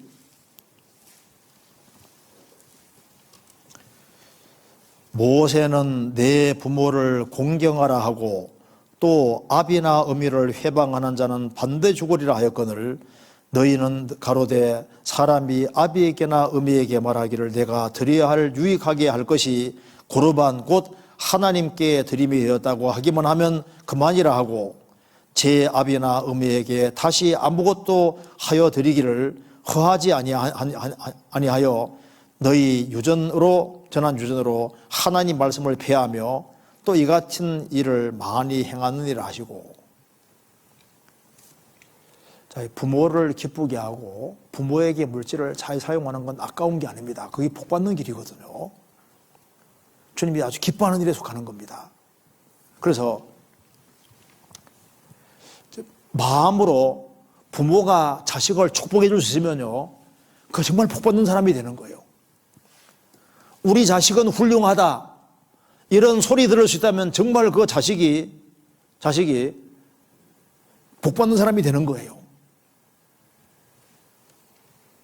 우리가 물질을 잘 활용해서 잘 사용하고 특별히 불의의 제물로 친구를 사귀라고 말씀하신 대로 이 물질을 영혼 건지는데 잘 활용하고 사용이 됩니다. 그래서 교회당을 짓는 것도 영혼 건지기 위해 사용하는 거니까 제가요 아는 것이 하나 있어요. 투자 중에서 제일 그 좋은 투자가 어디냐면은 이것도 참 비밀인데 비밀을 터놓을게요. 비밀인데 여기 봐요. 여기 봐요. 이 교회당을 짓고 이 교회당과 관련되는데 여기 헌금하는 것이 이게 정말 지혜 중에 지혜라고요. 왜 그러냐면요, 저도 몰랐는데 어느 날 이게 이해가 딱 되더라고. 그래 봐요. 서울교회당 지어질 때 1994년에 지어졌거든요. 근데 서울교회당 지어질 때 헌금을 한 사람들, 참 많은 사람이 헌금을 같이 열심히 동참해서 이제 그 교회당을 지었는데 헌금을 하지 않습니까? 했을 때 예를 들어 봅시다. 이제 서울교회당 예를 들면 서울교회당 짓는데 100만 원을 헌금했다 해봅시다. 100만 원을 헌금해가지고 이제 뭐 그 건물 짓는 사용이 됐을 거 아니에요. 나는 이제 100만 원을 헌금을 해가지고 이제 잊어먹었는데 여기 봐요. 여기서 설교라는 것이 계속 되어지고 구원받은 식구들이 이 교회당을 계속 활용하잖아요. 왔다 갔다 하잖아요. 그러면 설교가 되어지면은 설교를 들은 사람들에게 좋은 영향을 미쳤고 여기 사람들이 구원을 받아가고 또 구원받은 사람이 새끼치고 해가지고 이게 이것저것 다 연결되어 있으니까 이 교회당이 활용될 때마다 요게 헌금을 100만 원 한 것은 계속 뿌를까 안 뿌를까요? 이자가 뿌죠. 그러니까 설교가 되어질 때마다 이게 되어질 때마다 이것이 설교되어지는 거하고 연결이 된다고. 그렇죠? 그리고 한 사람이 구원받아가지고 또 새끼지고 하면요, 이게 100만 원 헌금한 거 자체가 계속 연결돼가지고 주님 앞에 갈 때까지 연결이 계속 되고 있는 거예요. 그렇죠? 그럼 여기 구미교회라고 하면 구미교회 교회당을 이제 짓고 뭐 리모델링하고 이렇게 했다고 말입니다. 그때 했을 때 설교가 되어질 때마다 구원받은 식구 유임을 받고 구원받은 식구들이 왔다 갔다 하고 이렇게 하는 가운데 한 명 구원받아가지고 연결되고 하고 또 해외 선교도 하고 이렇게 되어지면은 이 건물이 활용될 때마다 어떻게 되는 겁니까? 여기에 헌금한 사람은 계속 그냥 가만히 있으면서 이자가 늘어나요, 안 늘어나요? 그래, 세상에 제일 안전하고 좋은 투자가 뭡니까? 복음 전해지는 곳에 그냥 물질을 던져 놓으면요, 그냥 자동으로 그냥 이게 버는 게 되는 거니까. 저 위에 가보면 난 할 게 한 것이 너무 적은데 저 위에 가보면 와, 뭐 이다 조금밖에 하는데 뭐 이거 이렇게 많이 주세요 이래 된다고. 제일 안전하고 소리 없이 있지 않습니까? 할 수 있는, 이게 얼마나 중요한 거예요. 성경 전도서 11장입니다.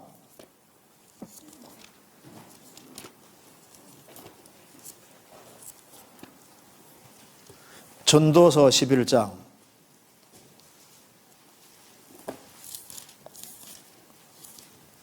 1절.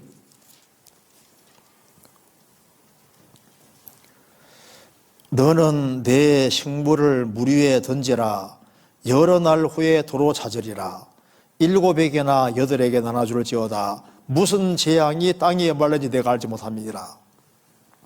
너는 너의 식물을 물 위에 던지라. 자, 식물을 물 위에 던지는 것처럼 복음 전해지는 곳에, 성령 역사하는 곳에, 그리스도인들이 함께하는 곳에 물질을 던지라. 여러 날 후에 도로 찾게 될 것이다. 복음 전해지는 곳에 복음 역사를 위해서 내가 최대한 적게 쓰고 잘 모아서 주님께 드리라 그 말입니다. 여러 날 후에 도로 찾을 것이다. 저 위에서 찾게 되는 겁니다. 저 위에서. 하나님은 양 보고 판단하시는 분이 아닙니다. 자기 힘대로 최선 다해서 하면 주님이 그걸 다 활용을 다 하시는 거예요. 활용을. 그러니까 이거 알고 계셨어요? 가만히 생각해 보시면요. 야, 이거 그러니까 이게 어린 애들은 재밌는 거 생각하는데 어른은 돈 될 거 생각하잖아요. 신앙이 성장하면요. 어떻게 하면 남을까? 이거 생각해야 된다고. 영원히 남을까? 영원히 남는 곳에 인생 투자해야 되는 것이 맞잖아요. 성경 고린도후서 6장입니다. 9장입니다.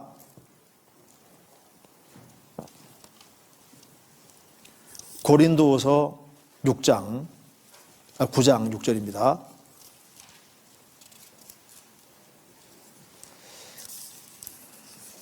(9장 6절)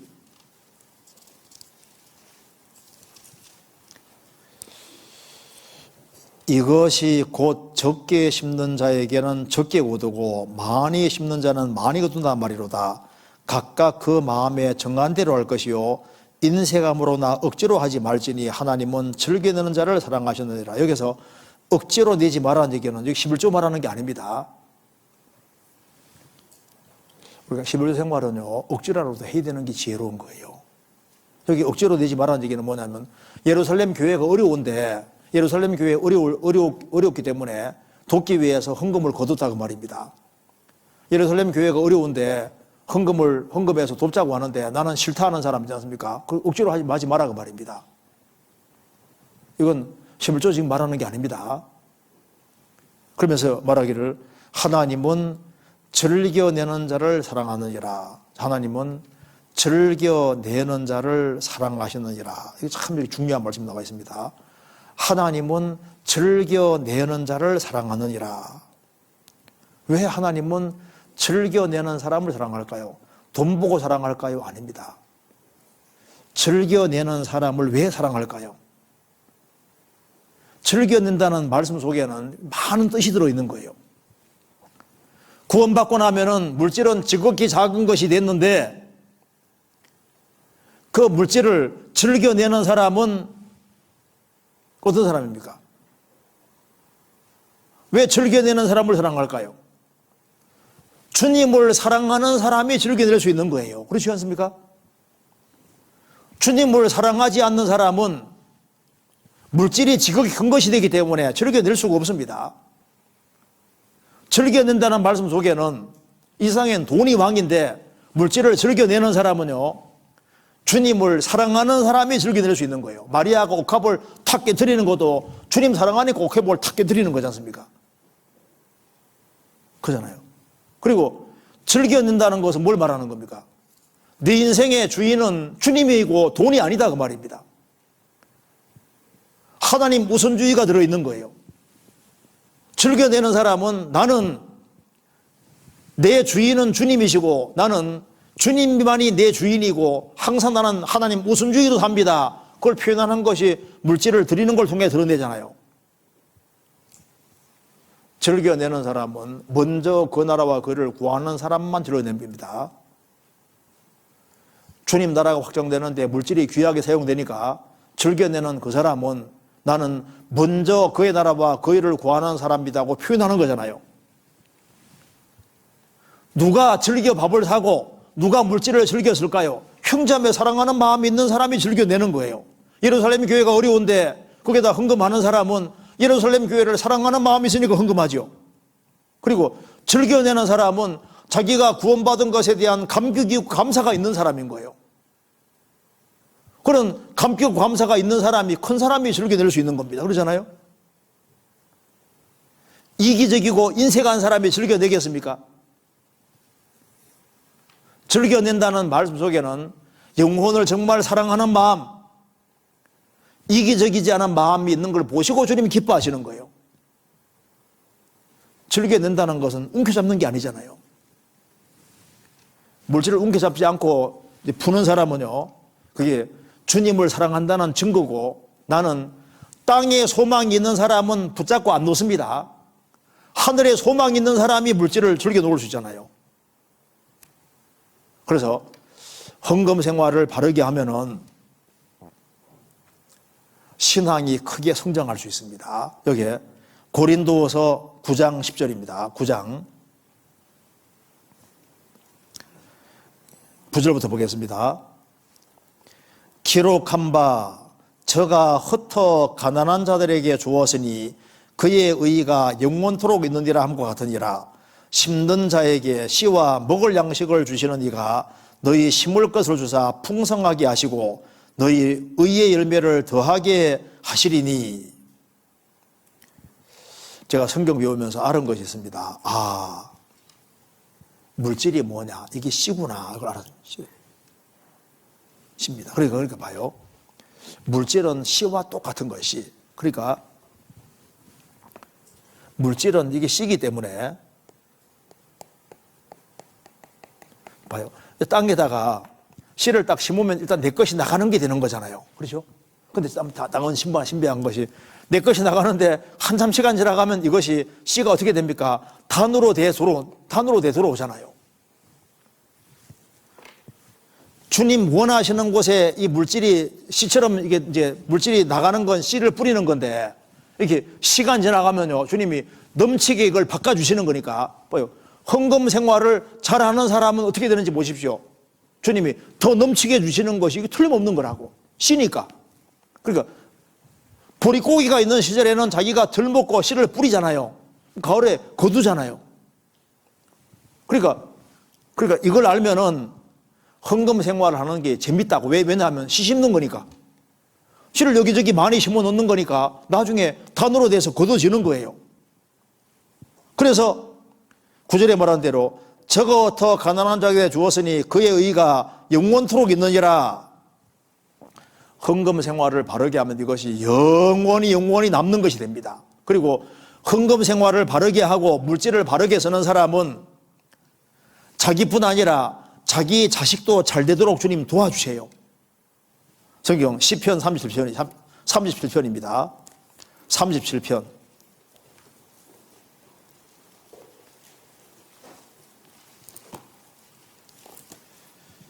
37편 25절. 내가 어려서부터 늙기까지 의인이 버림을 당하거나 그 자손이 걸시감을 보지 못하여도다. 저는 종일토록 은혜를 베풀고 꾸어주니 그 자손이 복을 받는도다. 자, 움켜잡지 말고 자꾸 이렇게 베풀어주고 나눠주고 구워주고 이렇게 베풀어주면요, 그 자손이 복을 받는도다. 물질 생활을 바르게 하면은 주님께서 내가 어려울 때 틀림없이 주님이 여러 문으로 도움이 오게 만들어 주십니다. 물질의 씨를 잘 뿌리는 사람은 나중에 신분대로 거두되 단을 거두도록 하나님이 해주셨어요. 그리고 물질 생활을 바르게 하는 사람은 주님께서 더 잘할 수 있도록 더 많은 물질을 맡겨주시는 겁니다. 물질 생활 잘하는 사람은 주님께서 그 사람이 헌금 같은 걸 더 잘할 수 있도록 주님께서 더 많이 채워주시는 것이 있어요. 우리는 말씀의 씨를 뿌리는 동시에 물질의 씨를 뿌리는 사람이라고, 선행의 씨를 뿌리는 사람인 거예요. 우리가 주님을 크게 헤아리고 살아가면은 신앙생활 속에서 주님이 생활 속에서도 도와준다는 걸 크게 느낄 수 있을 겁니다. 한 군데부터 보시겠습니다. 누가복음 6장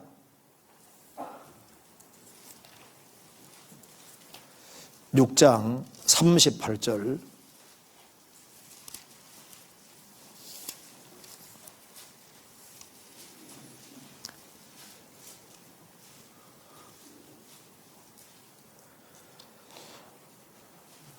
같이 읽겠습니다. 주라, 그리하면 너희에게 줄 것이니 곧 후히 되어 누르고 흔들어 넘치도록 하여 너희에게 안겨주리라. 너희의 헤아리는 그 헤아림으로 너희도 헤아림을 도로 받을 것이니라. 주라, 그리하면 너희에게 줄 것이니 곧 후히 되어 누르고 흔들어 넘치도록 하여 너희에게 안겨주리라. 너희의 헤아리는 그 헤아림으로 헤아림을 도로 받을 것이다. 주님을 크게 헤아리는 사람은 크게 줄 수 있습니다. 어떤 어린애가 동전만 이제 교회를 가지고 갔는데요, 어느 날 선물로 100달러짜리를 받은 거예요. 애가 막 너무 신나는 겁니다. 근데 이거 뭐 하려니까 헌금하려고 한다는 거예요. 이래 큰 걸 헌금을 왜 하려고 하냐니까, 오늘 이거 드리면 하나님 놀라실 거라고. 그전에는 조그만 동전 가지고 왔는데 이렇게 큰 돈 가지고 가니까 주님이 아주 놀라실 거라고. 어릴 때부터 헌금 생활을 바르게 하는 거, 그걸 부모님이 먼저 가르치는 겁니다. 인색하지 않도록. 그래서 형제자매들을 대접도 잘하고 형제자매들을 집안으로 이끌어들이고, 그래서 물질을 자꾸 풀어가지고요, 그렇게 하면요, 주님이 그 사람 보시고 야, 너 합당하다 해가지고 주님이 여러모로 도와주시는 걸 경험할 수 있는 거예요. 과도히 아껴도 더 가난해질 뿐입니다. 그래서 다른 거 몰라도 일단 물질 생활에서 성공하면요, 신앙이 억벌이 되는 거 느낄 수 있을 겁니다. 그리고 돈을 잘 모아가지고 정말 필요한 때 잘 사용할 수 있도록 잘 모으시면 또 주님이 또 그런 기회를 또 만들어 주세요. 우리가 자식만 위해서 돈 모을 것이 아니라 주님의 영광을 위해서 사용할 목적으로도 잘 모아놓으면 주님이 기회 주어지면 또 그걸 활용하게 만들어 주십니다. 그리고 주님께서 그런 걸 보시고 그걸 또 활용하셔서 주의 역사를 이루실 겁니다. 같이 기도하시겠습니다.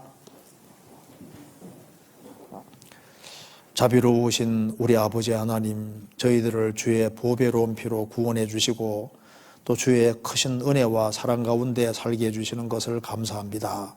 저희들이 지극히 작은 것에 충성된 사람이 되도록 도와주시고, 그리고 주님의 영광을 위해 살 수 있도록 주님이 더욱 역사해 주옵소서. 또 내일 시간도 도와주시기를 간절히 의지하오며 우리 구주 예수 그리스도 이름으로 기도하옵나이다. 아멘.